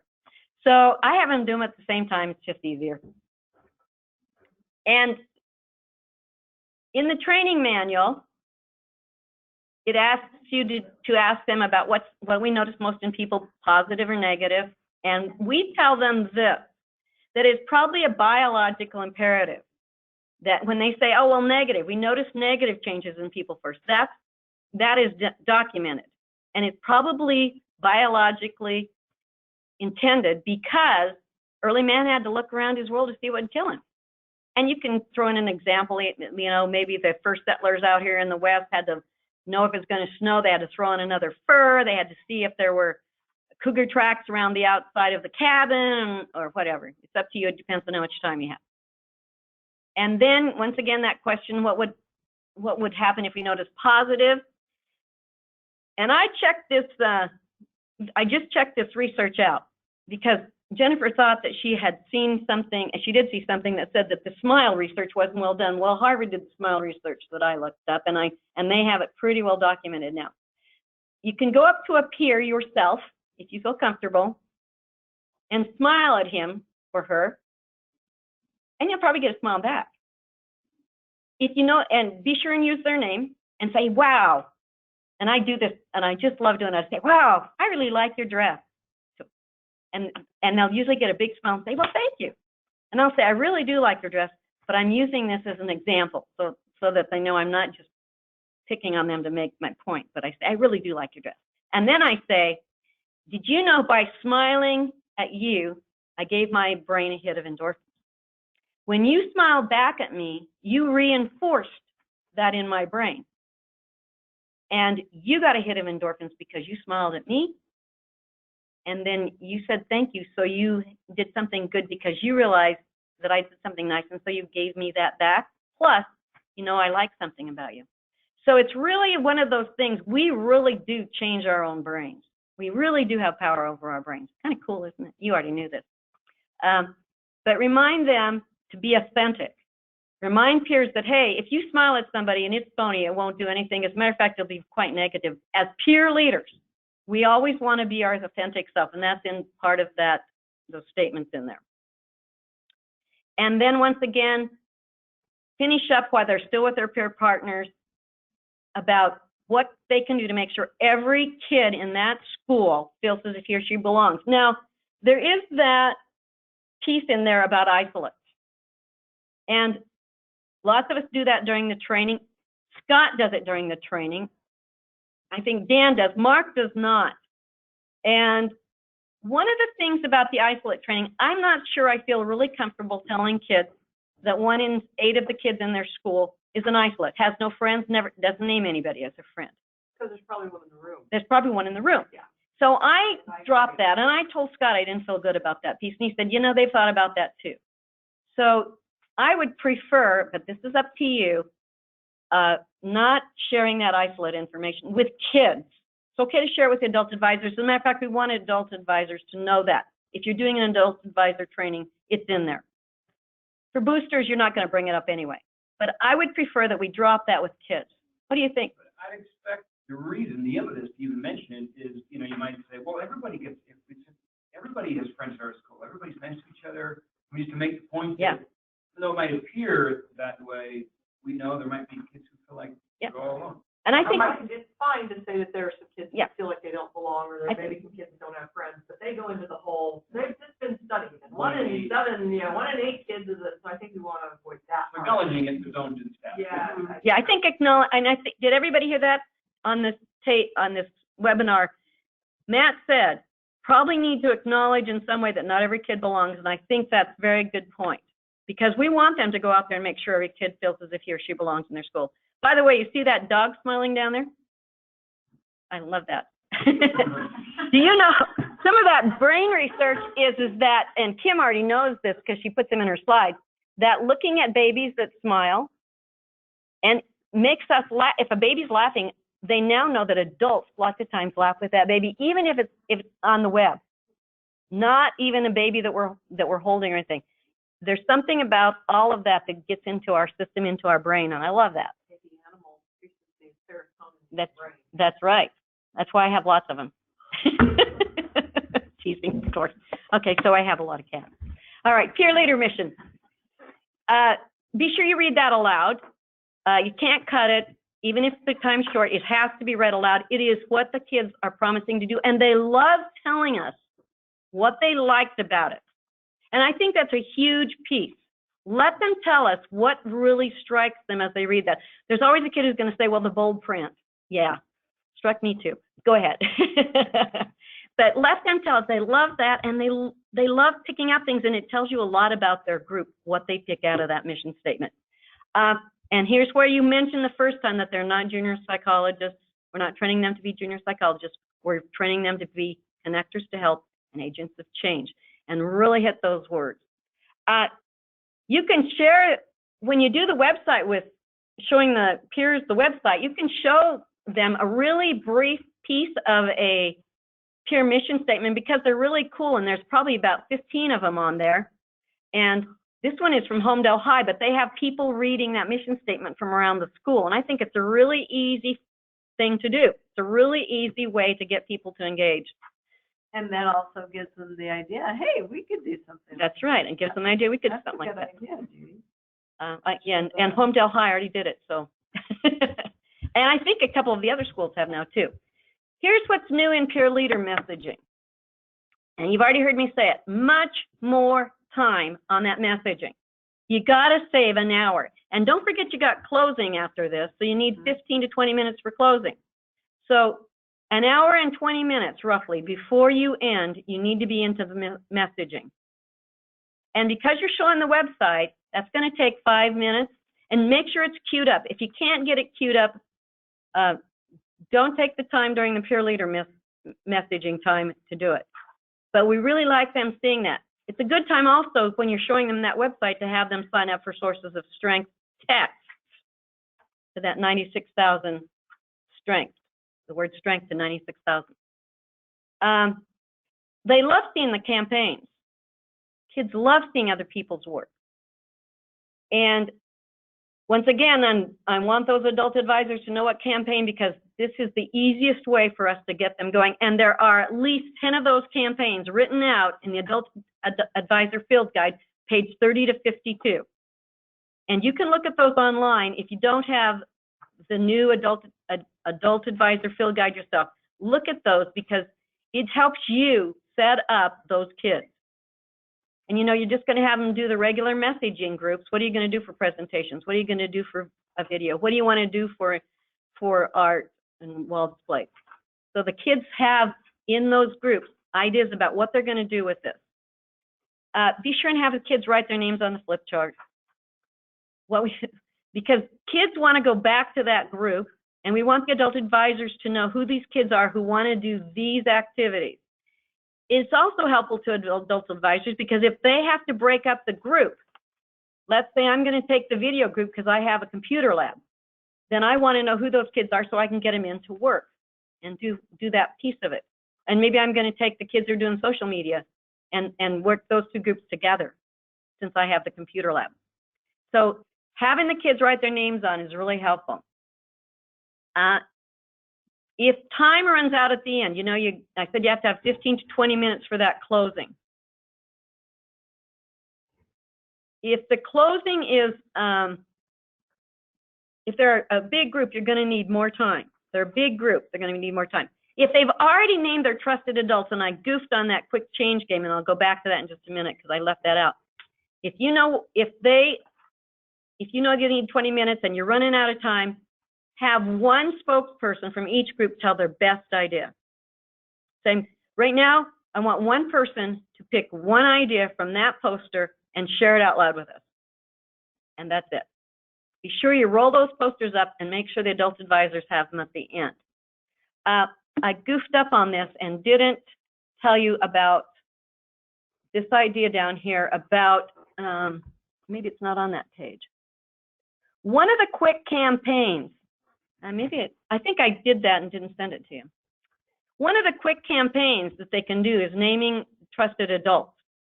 If you do that, a good place to do that is after the quick change game. Who are you going to tell? Let's say that they do that role play. If the if everybody wants to do the naming of trusted adults as their first campaign, a good place to do that is after the quick change game and all of those statements about brainstorming, how you're going to push out belongingness in the school. But because we want them to take someone to a trusted adult, this is a good place to have them write out those thank you cards if they want this to be their campaign. Because then you can go that quick go around right then of who their trusted adult is. And then you go into that messaging of how they can get the whole school to do that naming of trusted adults. So that's a campaign that's really easily set up right at the end of the quick change game. Does that make sense to everybody? Especially after that role play. That's only in boosters. That's only in boosters. So you're saying hand out cards while they're standing in line? No, after they sit down. Okay, so but do that part after the quick change After game, the not quick- at the end. Not at the end. And the reason I know this one is because Scott did it. And he did it because Skyline only had two and a half months before they were out of school when we trained them. And he said that they're moving anyway to having schools ready with the campaign. And he said this is the easiest one for them to do. And he told the adult advisors he was going to just pick this one for them. And so he just picked this one for them. We had, and at the end of that, there was no role play, but he said, so who would you take your friend to, or who would you go to if you were concerned about yourself or somebody else? And then he had them write out the cards, and then he went into that messaging group with the kids already having done one activity, having shared that out, so they had that interactive level, and then he said, so now what can you have the rest of your school do with these cards? Or with something that you want to create. And so each of the groups did, the video group said what they would do, the presentation group said how they'd go into classrooms and hand out the cards. So we had it all done before we even left. And I'm going to say something just before I forget. Okay. Sorry to interrupt you, but it sort of ties into this. When I think about Skyline, I think that counselor was she's very Unique. Well, she's very introverted. Yeah. And I think it was probably a good thing that Scott was there ready to roll. And so the only thing that makes me think about this now is that if you are at a school doing a booster on your own without somebody from ILT, and you see anything that is a flag to you or just something you think we need to keep in mind, that maybe the kids didn't seem that motivated, or just any kind of red flag, can you please let us know? Yeah. So that we can be proactive with that school, or a counselor who seems very aloof or doesn't really seem really with the program. That'd be, and no matter what, we'll have a check-in afterwards, but if you could definitely let us know if you're on your own, because last year I think we only had one or two boosters where we weren't there, but now that you're certified, and you'll be going out more on your own. So just wanted to mention that. Okay. And yeah, I mentioned it in here too. That's okay. You mentioned it. I'll mention it in here too. Oh, you mentioned it in Yeah, there. that's okay. Yeah. So once again, time is short. You can't skip the wheel. You can't skip games. You got to figure out shorter games, and I'll talk about that in a minute. The games that take less time, and be sure, they don't need more than 30 minutes for lunch. Most of these kids don't have 30 minutes for lunch anyway. So don't take any of the time to let them have more time for lunch, please. And I was with someone who did this. I said, so when are they coming back? I said, I told them they could play a quick game outside. I'm going, oh no. He goes, time does get by really quickly, doesn't it? Time gets by faster than you want. You can always add another game at the end. If you end up with extra time, you can always add a game before you do your closing. But don't skip content, please. You can shorten some of it, and we've talked about some of that, but you cannot skip it, okay? Everything in this is there for a reason. Games, let's talk about those. We prefer that you do not do the values debate. First of all, we'd have to have a counselor or somebody there from the school to make sure that they're watching. You need to set that up ahead. I've seen Scott and Dan both do the values debate, but unless we are there, we prefer that you don't do it. It has just a little liability, not much, but some. And that would be on the school to make sure that they have people watching, and I can't always guarantee they'll have a counselor in there. So to be clear, we is Us, you and Jennifer, Kim. and Kim, not the sources national. Oh, national sources, they can do it anything they want, yeah. Okay. Yeah. Okay. Just clarifying who we. Yeah. And thank you for that, Matt. Yeah. And at the beginning of your booster, be sure and ask kids what they played. You can do this even before the formal training starts. Ask them what they played last year, because lots of times we haven't been playing Thumper, and Thumper is a great game. So ask them if they, what they liked from last year. Ask the previous peer leaders what they liked from last year that they want to replay. Just ask a few of them if they come in. And if they haven't played something, just say, hey, do you remember Thumper, the Knight, the Princess? They haven't played those, throw those in, because that'll give them a little variety, something fun to do. For Hogtall, here's a different way to play it. I like it better. You have to write down a bunch of animals yourself and then duplicate it. So you'd write down, let's say you'd write down pig, and you put it over here on another piece of paper. So you have all the animals duplicated but on different sheets of paper. You have to keep them separate, cut them up so that people are drawing these out of, you divide the room up so it's equal, and they're drawing out pig on this side, and they don't know who has pig over here. So they're going to go around and go oink, oink, oink, oink, oink, and that way they don't cheat. And I played it once, and it was so fun because the elephant was crazy. That person over here was going, it sounded like a screen door screeching. And the one over there was a great elephant. And so they were at the end I go, you must be the elephant. So I would avoid doing that one, so this version would make me more likely to use it. Yeah, because I don't like it otherwise either. I don't like it. Boise High did it when Dan was there, and they had people walking around with their eyes closed, 70 kids or something, running into each other. I was like, are you serious? Speaking of liability. Yeah. And Dance Master, now, of course, we have a master dance master, and that's Brett, who does it so well. Matt McCarter's pretty darn good. Oh, a dance We did it at the first T4T celebration I was at. Oh, that's right. Session. I forgot about that. That's right. 2 years. Mover, you're a mover. I practice every other day. Anyway, a way to do this is called copycats without the music. And the person just does his or her own poses, funny actions, funny activities, and the peers copy them. So it's just without the music. So, and sometimes if you're short on time and you don't have the music set up, it can be a pain in the butt. And you don't want to take any of that time. Enlightened rock, paper, scissors. I know Kim doesn't like this so very well. I'm not going to read through this. You can read through this yourself. It's just that instead of traditional rock, paper, scissors, everybody starts out as a chicken. They walk around going cluck, cluck, cluck, cluck, cluck. And then they have to, as a chicken, go find somebody else to play rock, paper, scissors. The winner of that gets to be a T-Rex. They put their arms up here and go, arr, find another T-Rex, play rock, paper, scissors. Then they get to be a rock star, strum on their guitar and hum, find another rock star. And then the winner of that gets to be a guru and goes and sits down and, Yeah, it's anti-climax. Well, it's a different thing. Yeah. I had a group that really loved it, and then I had another group tell me about it the other day, last spring. They said, why don't we do Enlighten? So it's getting around to kids. And I said, well, we don't have time. And we didn't have time.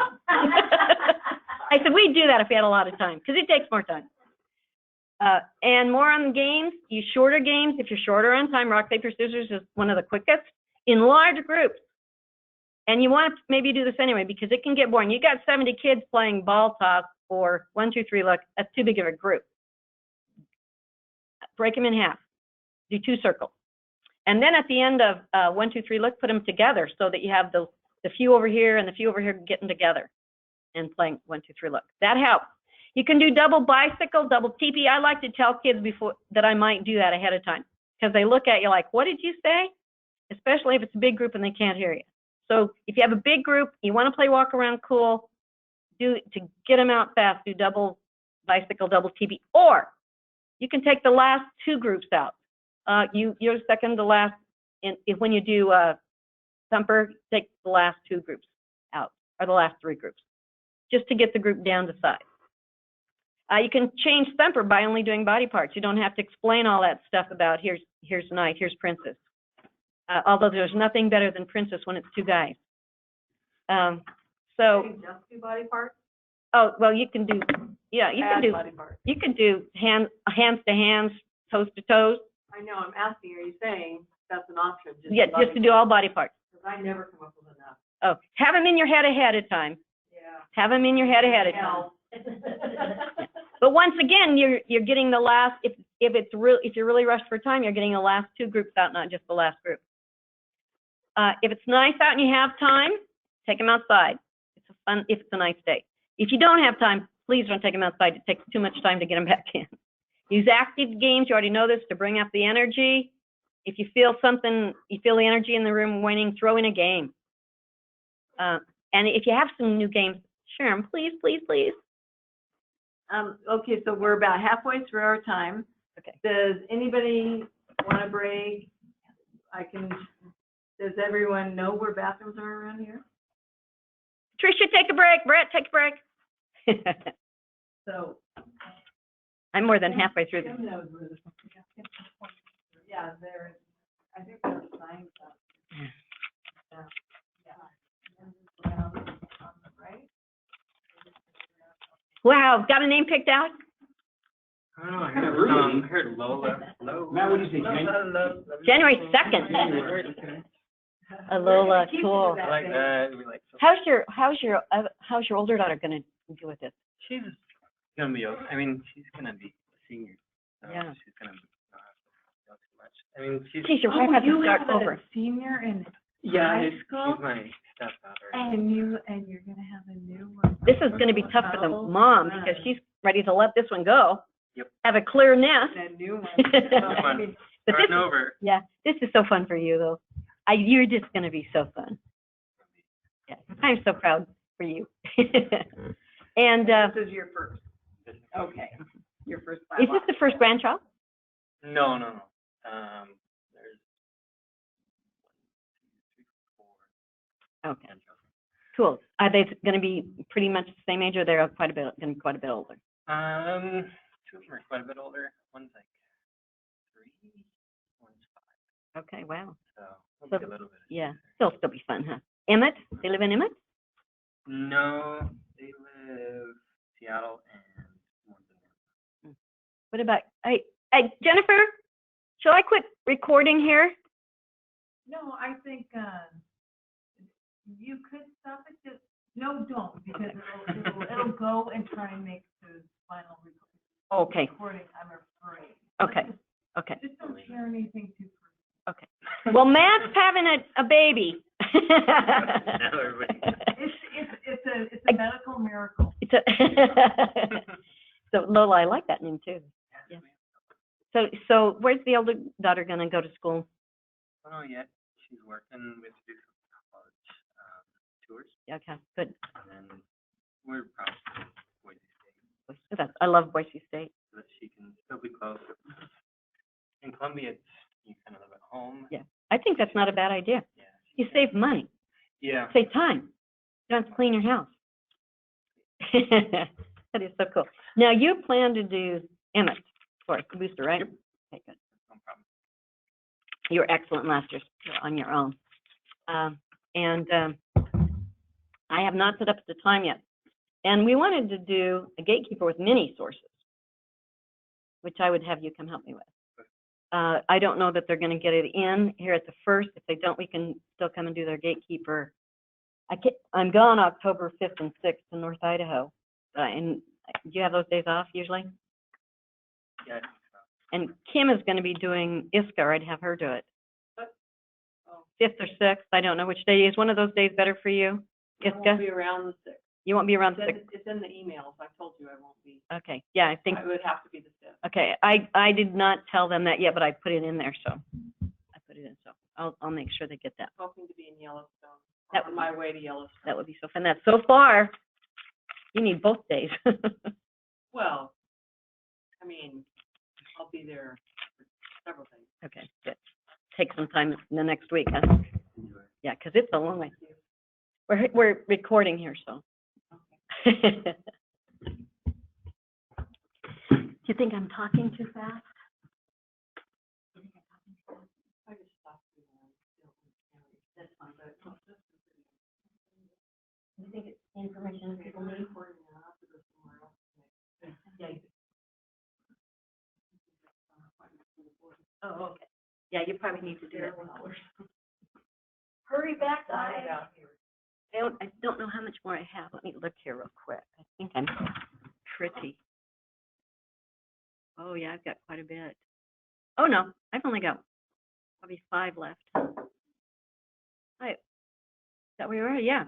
I only have 5 slides left. Yay! It took me, I had to read that, I had to read that manual. I had to read that field guide. I had to go back through all the websites. I got a lot of hours, even though it's kind of clunky here. I do have a lot of hours in it. Oh, it does. Anytime I do a PowerPoint, it takes a lot of time. Did you see we assigned you to Meridian Academy? No. Okay. I think she sent that out. Maybe she didn't send that out. So I think we have you for Meridian Academy. I'll let you know. We'll let you know way ahead. Nice school. I love that school. Is it a booster or a? It's a booster. Yeah. We haven't really set up too many. We've got a couple of our big ones set up, but not very many. People have their gatekeepers all set up, but they couldn't commit to the year when they could get the peer leaders. Most of those will be probably October, maybe a couple November. No, all the boosters are September. All of the boosters. There might be 1 or 2 in. See, Meridian Academy hasn't put a date, so it might be October, but I'll have to see what they say. We finally got their gatekeeper in, but they have a great little group. I love their kids. Very nice. Yeah. I'm gonna have to review a lot. Yeah, yeah, it's tough, you know. So long since I did. Yeah, and we hate to have people do that, but you know, it's like learning a script for a play, you know. Yeah. And you know, I have to go back and review even because I won't have done one for last one. I guess I did one in March, but I won't have done one for 6 months here. And I'm not doing the boosters, many of them. I'm doing a couple of them, but. So will we be by ourselves? So if I'm here, I'm going to come. If I'm here, I'll come. If I'm not here, then you're on your own. So if I'm like, for instance, if Meridian chooses to do when I do another one, then you'll be on your own. But I'm going to try and be as many of them as I can, just because I like being there, and because they need to know that we're here for support. Does that scare you? No, I can do it. Yeah. We have that microphone. These are alternative. Yeah, I will need that because. Yeah. These are alternative kids, and they're really neat kids. So I loved them. I thought it was one of the best trainings I did. These kids, I was the counselor when they started in Meridian. Oh, okay. The first middle school. So you may know some of these. Well, you may know some No. of them. They're high school. I know, but it's. Oh, okay. They're alternative high school, so you know they. Yeah, but I was at the elementary for. Oh, okay.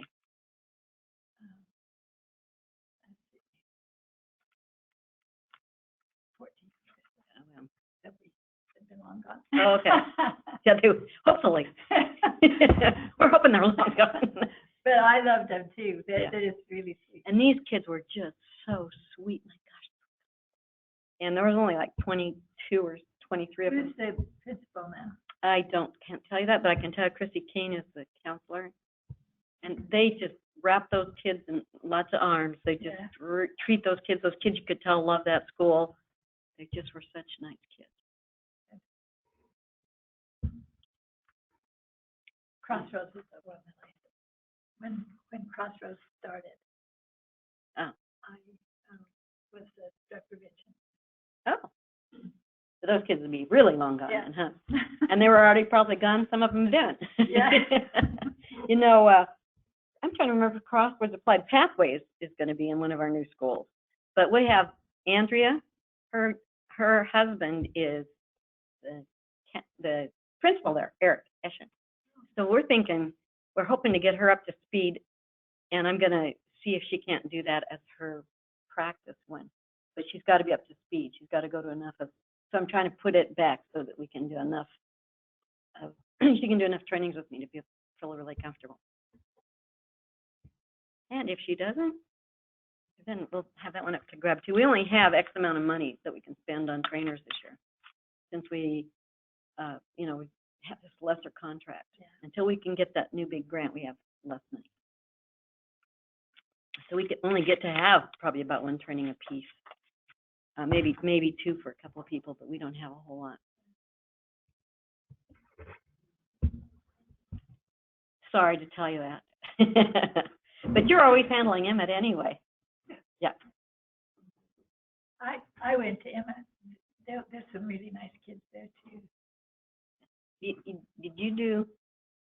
I just went to watch. Oh, went to watch. That's right. You did it with Dan there? Who? Dan? Yes. Dan did it. Yeah, you and Corinne. I remember. Corinne and Mel. Yeah. Mel was there too. Yes, yes. Yeah. Yeah, that was a good school. Oh my gosh. John has done an excellent job in sustaining that. How often do you go help? I asked him to invite me an email, so Does he usually send you, say, we're meeting this week? it's hard for me to have to be able to schedule it. One of the things that Emmett might do because the middle school is trained, he might do a community event. Yeah. I'm excited that they have both middle school and high school. Yeah. And we can give you some ideas about how to run a community event. We've done them. We did them in Lapway and Kendrick. Kendrick? No. Begins with K. Kendrick, Kemia. Kemia. And we did them with Mark did them. But they're really very similar to a mini. Except you do families. You have families have their own posters or groups of kids or whoever's there. It's so cool. Huh? I would love to be halfway one. Yeah. Yeah. Which all the rent prices are starting to go up. Get people back here. I know, we're giving them a time limit. Well, She tried to get a snack and the darn thing won't take coins. It'll only take We only have cash or about credit 30 card. minutes left, maybe, max. Oh, okay. Yeah. Really? Yeah, because we only have 5 slides left. I'll be right back.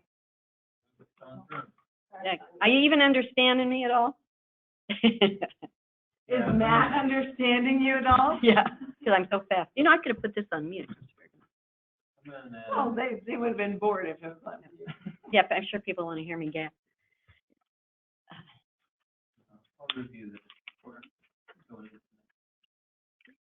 Why, are you nervous? No, it's just, you always have to review everything. Yeah. You get the Oh, yes, information, yes. And then it's, I'll watch it But again. this year, you don't have to do the adult advisor for Emmett. Well, and Judy said even before she goes to training, even if she's done one a week before, she reviews everything, so, It's like doing your lines for a play. yeah. You want to make sure you got those nuances in there. Well, and will you be at Emmett when he's doing a booster? It depends on when they are. I was telling Sandy, I'm going to try and be at the ones that I can. Yeah. Just because we want that ILP present. Yeah. But if I can't be there because I'm training elsewhere, like up north. Yeah. So- Since And we don't have, we don't have a date. dates, you Yeah. can't know if you Yeah. can be there. But we only have Emmett Middle School, right? Not Emmett High School? not Emmett High. So, He does Emmett High. yeah, on his but own. he's the psych at Emmett High. Yeah. Yeah. He psychs them out. Are you doing that for the whole district, the psychologist, or are you just the? Elementary school. So actually, I don't come to high school. I'm over there. Emmett has 2 psychs? Do a part-time for the middle, because there's 2 elementary schools that are 800 feet. Oh, my gosh. We have 2 sites too.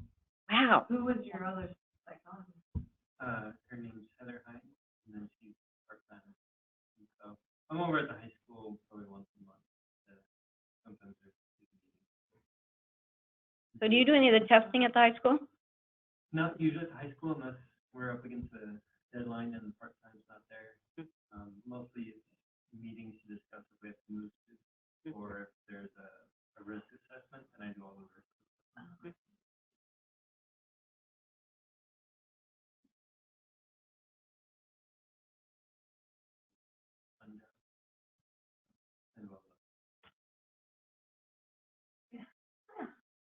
For some reason I thought you were at the high school. He's there sometimes. Were you the trainer for Emmett High?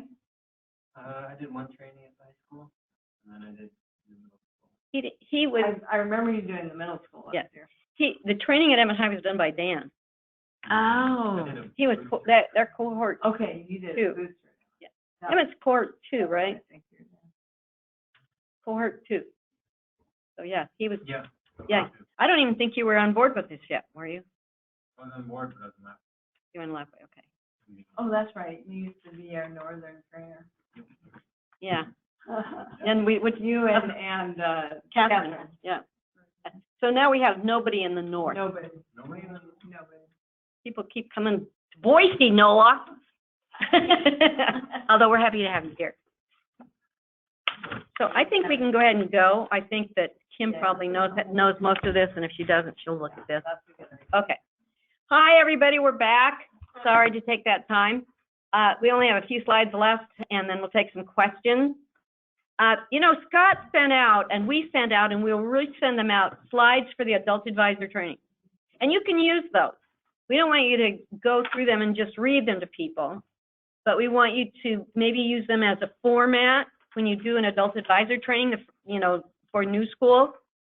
And you don't have to belabor them. Some of them are redundant. For instance, you know, when he talks about what the impacts of the program are, I think that's on 2 different slides. Just pick one and go through that. Just do it once. But you really need to have these pieces that are on this slide in that adult advisor training, and that's why it's easy to use the slide. And I know that Debbie from Homedale High used them to great advantage a few years ago. Be sure you tell that story about the waterfall. These people are new schools, have not heard it. This is just for new schools, but it speaks a lot to what upstream is. Well, and if you have a booster with an, oh no, you're not doing an adult advisor. Never mind. And be sure and share that this is an NREP, research and evidence-based program. And you'll have to explain that what NREP is, National Registry of Evidence-Based Practices and Programs. And the reason we need that piece in there is because you're dealing with schools. They love hearing that something's evidence-based. Am I right, Katie? Especially if it's long-term evidence. Long-term evidence-based.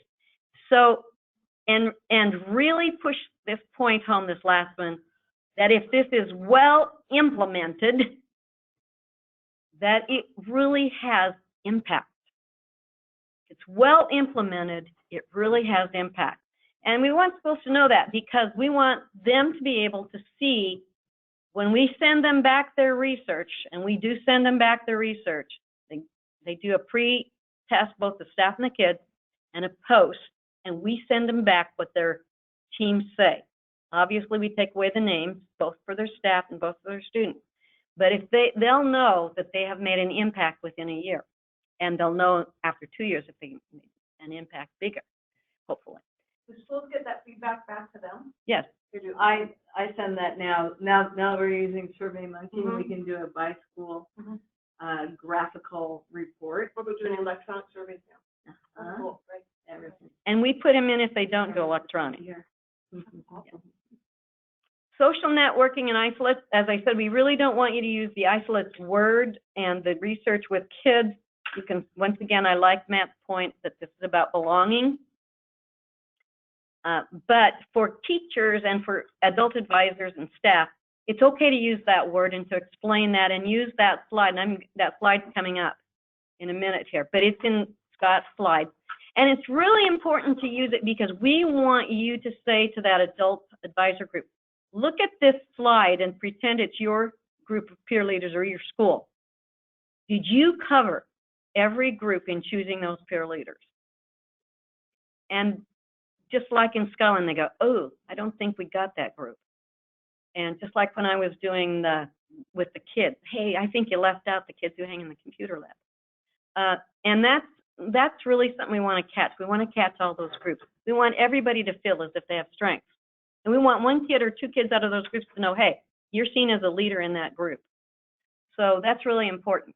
Remember that these points are all pretty much online, and they're in that training manual on page 32. There is a TED Talk on social networking, but it's too long. Point it out to the adult advisors if they want to look more into it, but please don't use it. It's too long. But you can explain that research yourself. Okay, here's that slide. And it's really important that they get a minute or two to think about that. Who are the bridges? Who in their school gets around with every group?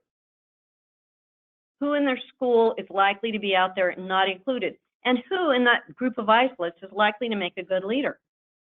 If they haven't got them, can they get them today? If I'm doing an adult advisor today and the peer leader tomorrow, can they get that kid included? And Skyline did that. When they looked at that, they called in 2 more kids. So that's the words. There's the words. Peripherals, the group members, you know, they kind of group together. Peripherals are those people that hang out on the outer edges, kind of connected, but you know, by 2 or 3 people. The bridge is that kid who can talk to both boys and girls. This is a 5th grade group, but in high schools, it's lots of times the kid who goes from the computer lab to you know, the popular kids, or maybe a football player too, or whatever. Okay. So that's in your slides, and you can use that. Once again, help adult advisors be ready for that first meeting. This first meeting is critical. I think that it sets the tone for them for the rest of their year. And it has, and we also have, and we'll send it to you to give to them, and we'll send it out to them. We have a template of how to run that first meeting. It's in their guide, it's in their field guide, and it's also one that we wrote up, and we'll send that out to them, and we'll send it to you too in case you want it. But it tells them how to run that first meeting. But since they're going to have the campaign already set up, it's going to be much easier for them. And that's what we want to do. We want these campaigns set up so that when you do that planning and brainstorming activity, the kids are working on that. Oh, and here's where that is.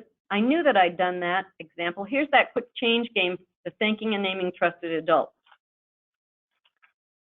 If you write those thank yous in the training right after the quick change and who they're going to tell, if they're worried about somebody, if they do that right then for your final go around, you're going to change that final go around to just saying what they liked about the day, and they can add a gratitude and what you're grateful for today.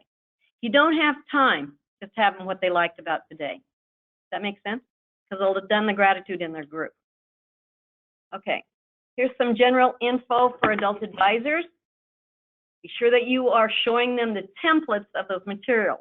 You know, if they're going to do a whole school-wide campaign, we're giving them 100 thank you cards. Now, they can go to the store and they can buy more, or they can make it their own. The templates are online, and they can run the materials off. I am stronger in what helps me.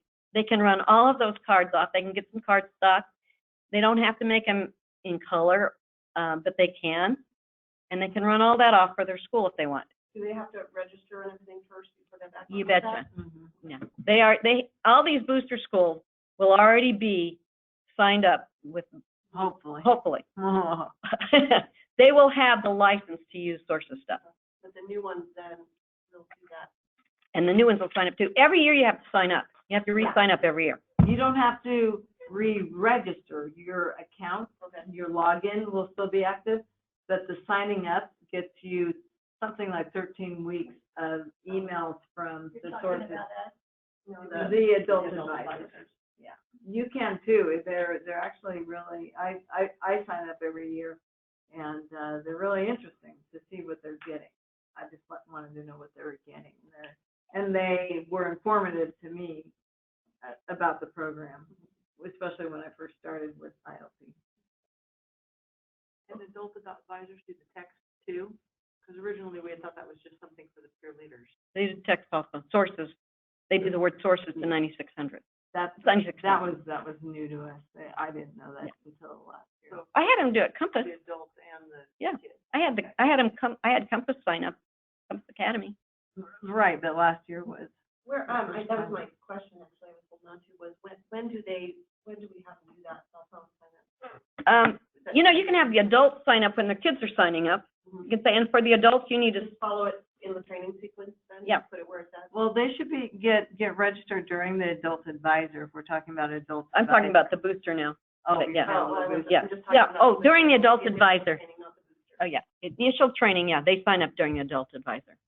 Okay, so the kids would do it. Because this is during- the adult advisors Well, training two you're things talking here. about. Okay, yeah. And you're up on the website. Yeah. And then there's text. Yeah, Yeah. so I'm, Two so separate the, things. yeah, so the texting thing, They when just do it with the when do kids. we want the kids to sign up? Just in sequence of the training here? When you're doing when you're showing the kids the website, Okay, say, okay, right now, if you have your cell phone, Yeah. and you have to kind of make sure it's okay. Middle school kids sometimes don't have cell phones. And so you have to check that out with the adult advisors if that's okay. But for high school, most of those kids are going to have their phones right there. And so have them sign up right when they're looking at the website and say to the adult advisors, if this is a booster, why don't you guys go ahead and sign up not to the word sources, text the word sources to 96,000. The kids text the word strength to 96,000. But they should be texting sources or signing up and registering during the adult advisor Yeah. training for Yeah. the new schools. And the thing about texting sources to 96,000, supposedly that lets them do all the sign up and registering Yeah. on the phone. Yeah. A lot of people don't want to do it that way. Yeah. Because it's teeny tiny, there's a lot of questions and stuff. So I would also show them on the website how they can do it. Yeah. And Scott did have them sign up on their phones but you're right. I don't like doing that. Yeah. Go ahead, Kim. So this is kind of a big deal in terms of all the requirements that already exist for a proper peer leader room. Now we have to have a screen. You guys will do that. Now there's a screen and web access. That's right. Yeah, and We'll probably be a lot of the adult advisor new schools, one of us, and because we'll have Andrea also, we will pack our own, we have an iPad and we'll pack our So I own. just meant, if you're showing all the peer leaders a Yeah. website, Yeah, you gotta have a big screen. you gotta have a in big the peer leader screen. training room in addition to it being big enough Yep. for a circle and. And they don't have to be in a circle when they're doing that. You can have them just move around something, Yeah. yeah. But yeah, you're absolutely right. It's a big deal, but it's such an important piece. Well, Yeah, and I get Dan at Boise High actually showed a PowerPoint through in the peer leader and. Which now is it's on absolutely the website. Which is absolutely opposite of what we say in the I beginning. know it. I know it. I'm not gonna show you It- PowerPoint. There you go. It's evolved, I guess. I want to see what he showed. What did he show? Well, and I asked him if he would share that with us, and he said, well, we're always making changes, and I said, oh, it's really useful for Yeah. our folks, I think. Yeah. Let's ask him again for that. Put pressure on him. Okay. Once again, use the slides. I just said this, that Scott sent, but be sure and mix in some activities. Don't read them. Make sure that people, that you can condense them down a bit. If, I know that when I've done a couple of his slides, I go, oh, I thought I took that one out because it's the same meaning as that one that's up there. So, feel comfortable adjusting how you feel, just get the main content out there. But I do like the slides as a tool to keep me on script, to keep me going. Be sure and ask the adult advisors all the way through if they have questions, and stop and address it. I have found in the last probably 6 or 7 adult advisors I've done, people have lots of questions, and when you answer them right there, it helps them understand so much more what's going on. And sometimes I feel like, wow, now I'm off task.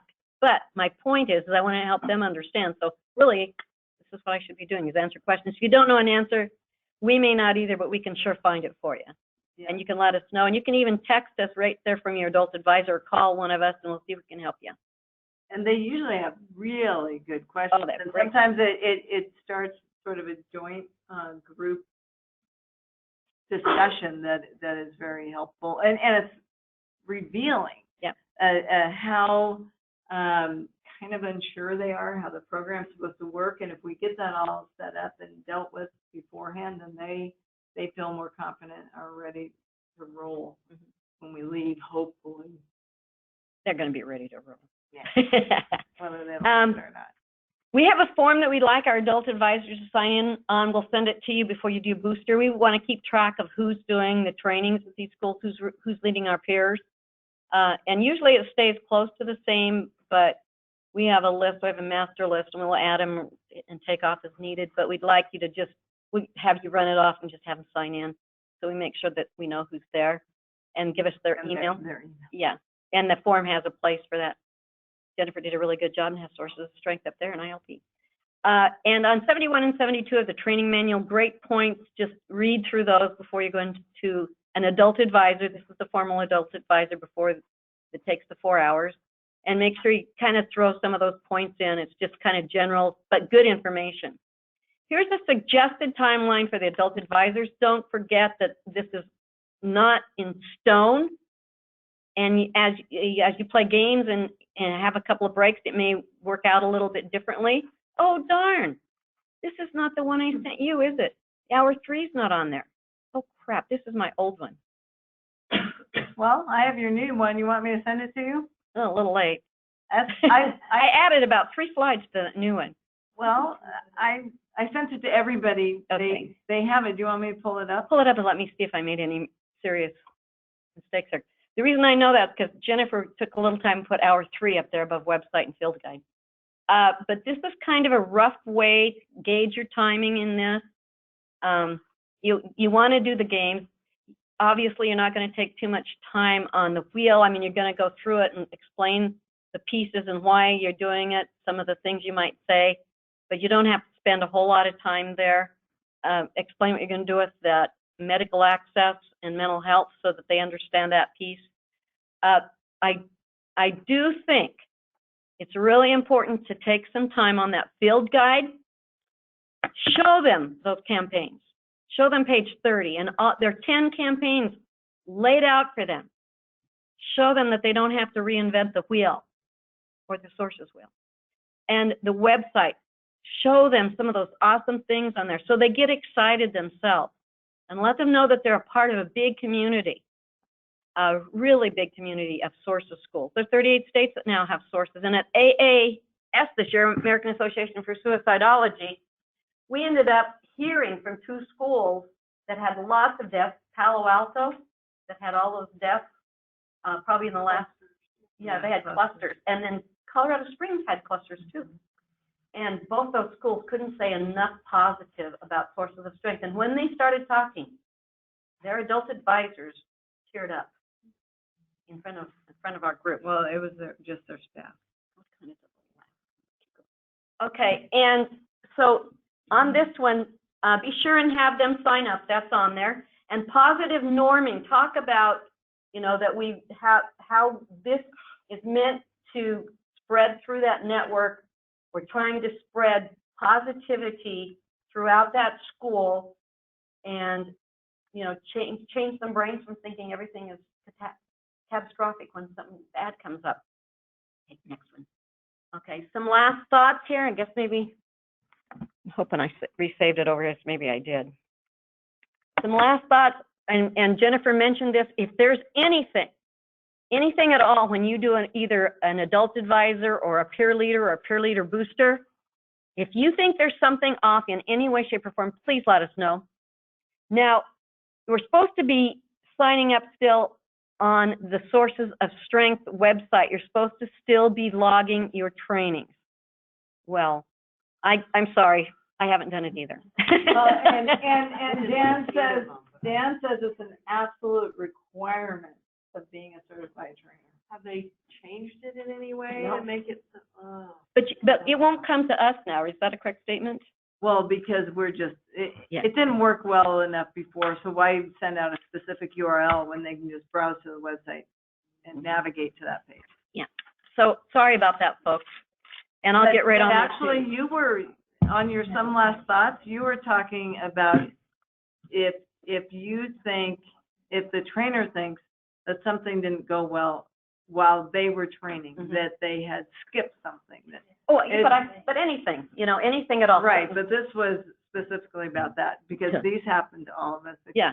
Well, and I'm saying irregularities in terms of adult advisors getting up and leaving. Yeah.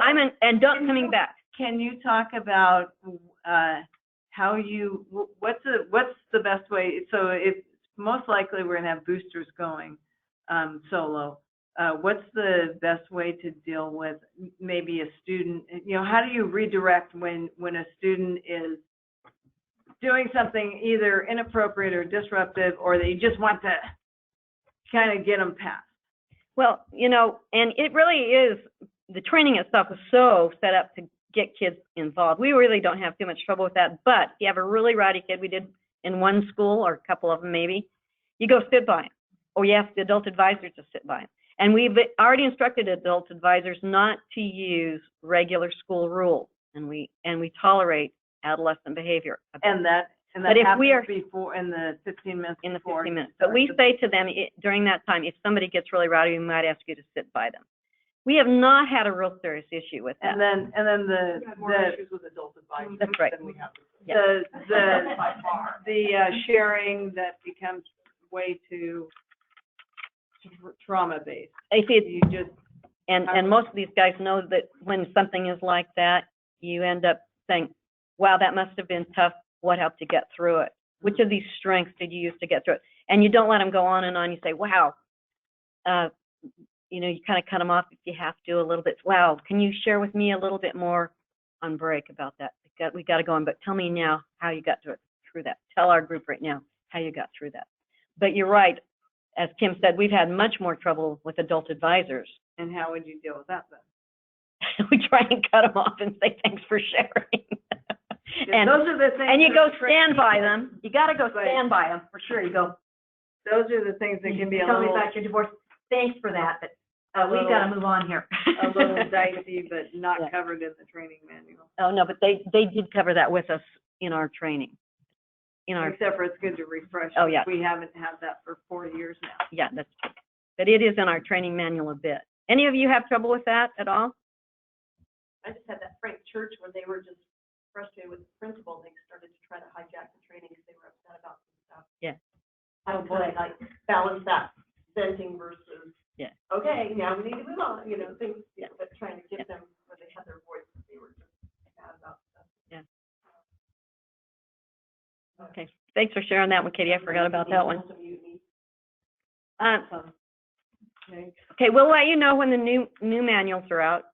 You'll have to get those online, as I said. We can't afford to buy them. And the new adult advisor field guide, you'll want to be comfortable with that if you have new schools, because the new schools will get the new manuals probably. And I don't know if it will be this fall, but it'll certainly be next year, if not this year. So we want you to kind of look at that. We'll let you know when those are available to look at. Will the current schools get those automatically then when they're new? If they're new? Version? No. Part of their, No. they won't. That's, So when we go in, we bring what sources has sent us. That's why I asked them, are you making updates? And they said, well, there's been talk about redoing the adult advisor guide and making some tweaks to the trainer manual. And he said, but those aren't at the printer, it hasn't been done yet. So it's not going to be done, I'm sure, and printed in time for It'd our be nice school. even if they could just do some addendums that, we could insert our current ones or something like. that's a good Well, idea. the adult advisor guide, they are completely reorganizing. I'm not sure how much of the Okay. actual content they're changing, but they are, the whole framework for it is changing. So that will be a redo of the organizational aspect. Did we all get adult advisor guides when we did our first training? You will want to look at the new adult advisor guides. Really. They are so good and they're so different. They still have all those first talking points, but the whole thing about setting up all of these campaigns is so good in there, and so good on the website also. One of the things we want you to think about is if you have a school that you'd like to see become a sources school, the application will probably be out in March again, you think? No, earlier. Earlier February? If you know of a school that you'd like to apply, you have real power as a trainer to say, hey, I think your school would love this. I think your school would do well with this. Maybe your kid or grandchild or neighbor kid's going to a school. You might say, hey, can I talk to that principal and see if he or she would like to fill out this application. I can offer my expertise on this, just because we'd like to have schools that, we all feel comfortable and know would do well with this program. None of us can train, you already know this, without ILP's permission. We have, we're in a program under the State Department of Ed. We have to have permission of the ILP to train any school in Idaho. The other thing is that we cannot go out of the state, and that's National Sources of Strength. Trainers have given us more leeway than anybody to say, hey, we're going to go over here to this school district and train. They make sure that all their trainers in every state stay within a little bitty area. They do not allow them to go through their whole state. They say we are the only group that can send our trainers any place in the state. But that is a requirement from the national. Yeah. Does that include minis? No, it doesn't include minis. Oh, well, just a second. Do them all over the place. Yeah, you can't do them out of state. No, Yeah. I didn't mean out. Yeah, you can do minis. And everybody can do minis. Yeah. You can do them for, Should be doing. yeah, it'll help you to remember the field. And we're here for you, and we certainly wouldn't be doing this without you. We wouldn't have done what we've done. We've got how many schools trained? 50 schools in Idaho. So we really have loved having all of you be our trainers. We love you and we need you. Here are our contacts, and Andrea's going to be new as of August 1st. Do you have some closing statements, either Jennifer, Kim, or Matt? I have unrelated to ILP, but related to Go ahead. suicide prevention. So our public awareness campaign is going to be statewide, is launching. And so we have focused on the gatekeeper, and that is to say that there's not really good research on any public awareness campaign anywhere in the world on suicide prevention proving that it did anything for anybody. But we know all about proper messaging for suicide prevention. And we also know about other campaigns from other programs that have worked well. And as an example, the whole anti-drunk driving thing, none of their campaigns worked as long as they put the burden on the drunk person. It was when they started Friends Don't Let Friends Drive Drunk, which we all know, that drunk driving rates plummeted after they put the onus on the gatekeeper, the friend, the family member.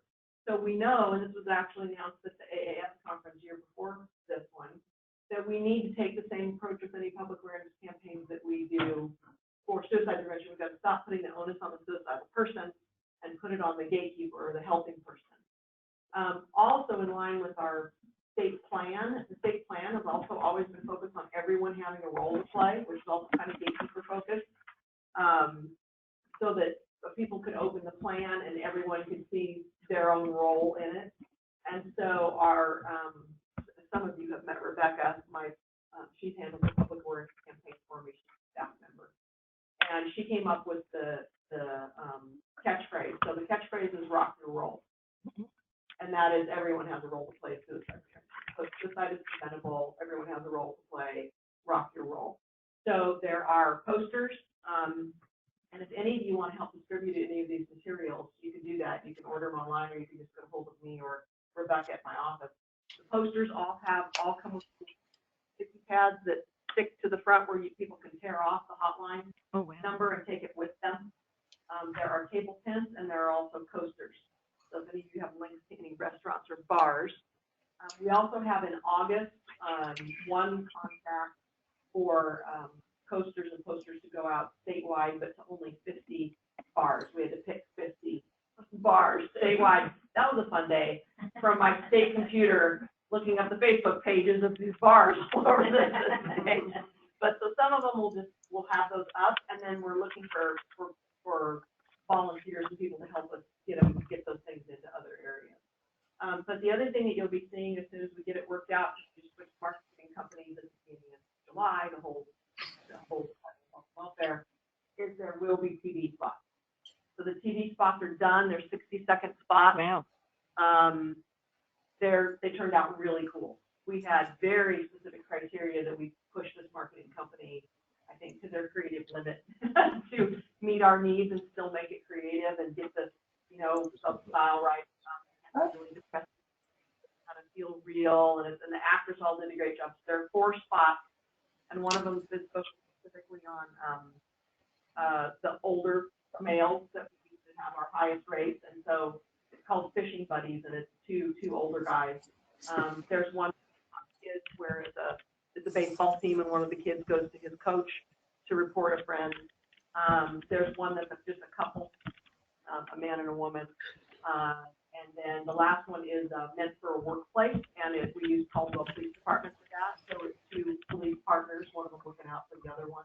So it's all about, and they're narrated by the suicidal person about how the other person stepped in and helped them. We're trying to norm that helping somebody is what you do. So I don't know, I'm hoping the TV box might be out of here.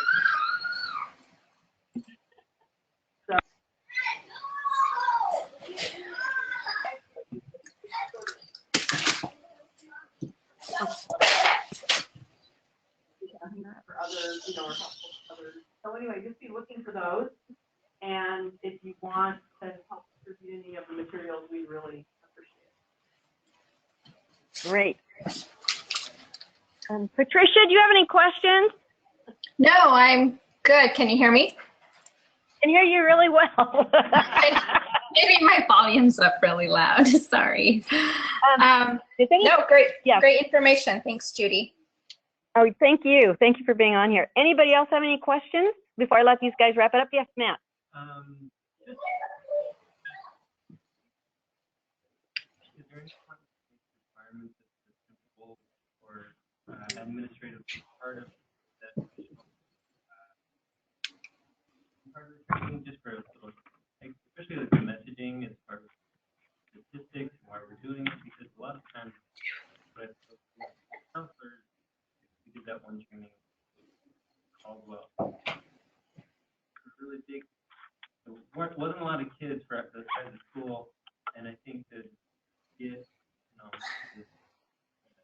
convince everybody on those. So I don't know if it's required part of it, because we are giving the training, and there's the budget that goes along with it. So even a chunk of time towards the beginning during the messaging where. You mean for the, in the peer leader messaging part, or the adult advisor? The adult advisor. Okay.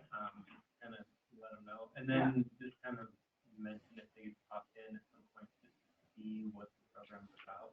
Yeah. At some point. We do have some schools where the principal does that. Yeah. Right? Yeah. And we do send out the materials from sources about what this program is and all that to the principal.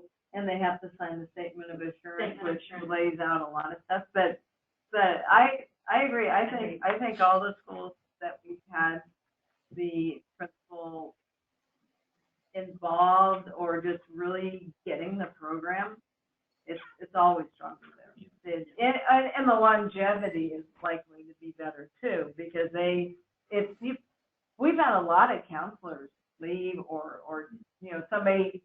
Maybe that original counselor stayed, but they handed it off to another counselor who's brand new, and so if there's just deeper knowledge and understanding of the program, it's always better.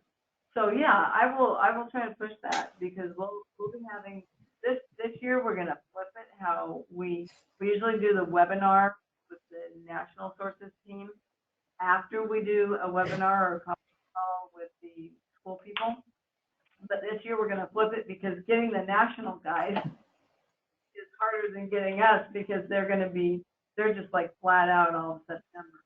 So we can get the school people in August and get them on with the national team when they're available. Then we'll do our webinar with them afterwards. So I think if we can get that all understood, that in the second webinar, when the principal will hopefully have some time to be on that and really explain this concept, that we would like them to be in there for at least part of that adult advisor training. And In the first part, because it's about where this came about, what the research was. yeah. So You have some thoughts on maybe that, the Matt? first half hour. Yeah. Well, I certainly agree if the trigger is there, they can see the value in it, and it has some gravitas or expectation. But, you know, it's like to require them, it could be, we can emphasize it in the webinar, the schools, and then in the assurances, I mean, it could be we throw in a line today. I mean, you know, here's the trick, you say, okay, you have to be there, the principal blows it off. So what, you know, so if there's no consequence to that, why care about the rest? So how we dealt with the sort of making a good faith effort.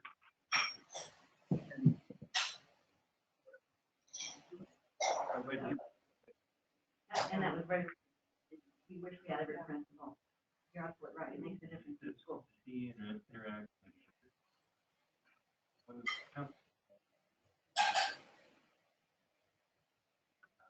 Because when they're sitting up, that's part of it.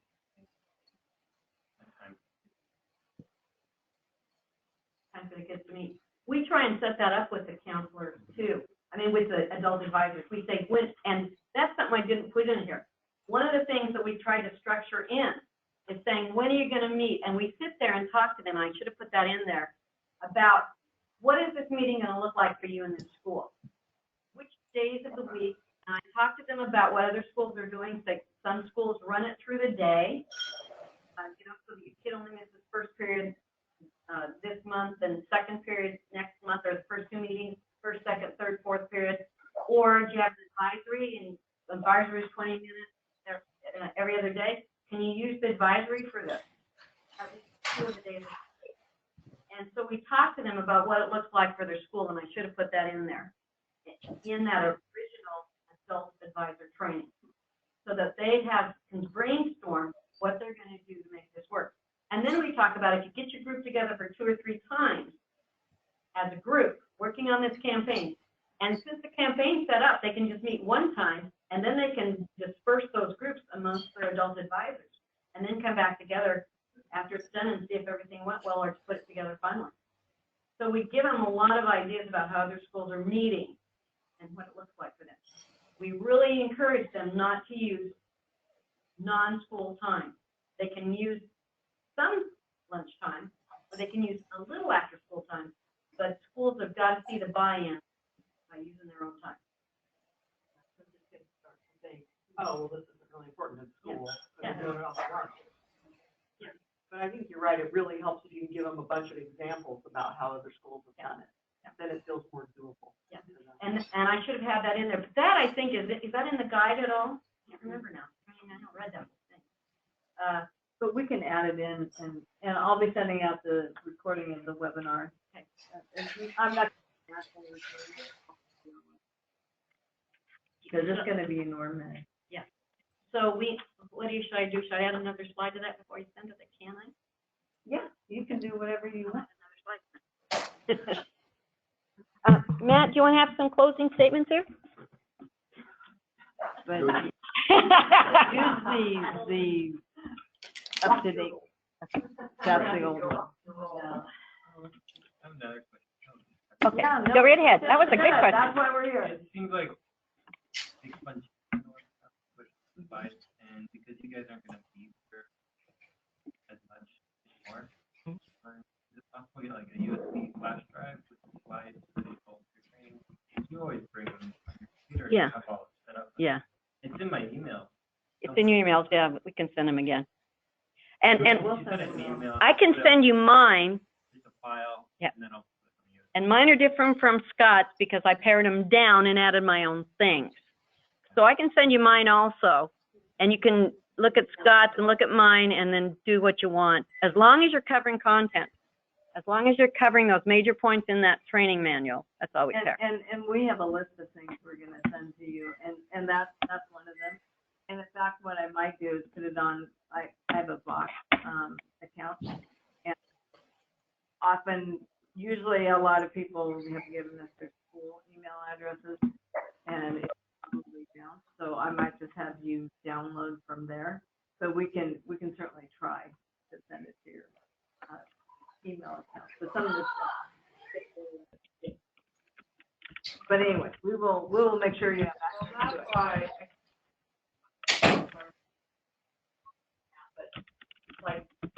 provide everyone with a flash drive with all of that stuff on it. Oh, That's what- Well, why don't we let everybody put it on their flash drive? If the email, if everyone's email will accept all that. Well, I'll put it on Box, you download it and put it on your own flash drive, because we have limited funds, and then we have to mail it to everybody, and that costs a lot of money too. I mean, we just have constraints. You mean Dropbox? Well, it's called Box, it's HIPAA compliant, so I can put school photos of kids up there. Sometimes we, as a department, we host lots of conferences. Oh, no, it's simple, all the schools do it. And there may be some Wow. surplus flash drives 2 I've minutes. asked around for. And then we'll have to get them mailed out, mailing the stuff. Flash drive. We're all in with you, so. Well, not everybody. Well, no, but I mean. Well, we'll explore that. Yeah, it cost me $8 to send one survivor packet. that's so important though. If not, we'll find out. Yes, it is important. I'm just trying to Or be careful with resources. you guys know how to deal with it.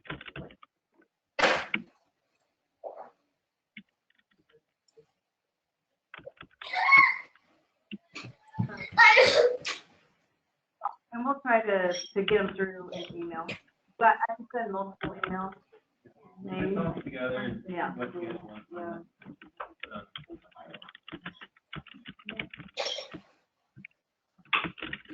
All All right. Jennifer, we're good? We're good. Thanks, All right. everybody. Thanks, everybody. Oh, wait, I want this on there, this on there. Stop recording. Oh, okay. That's all I'm doing.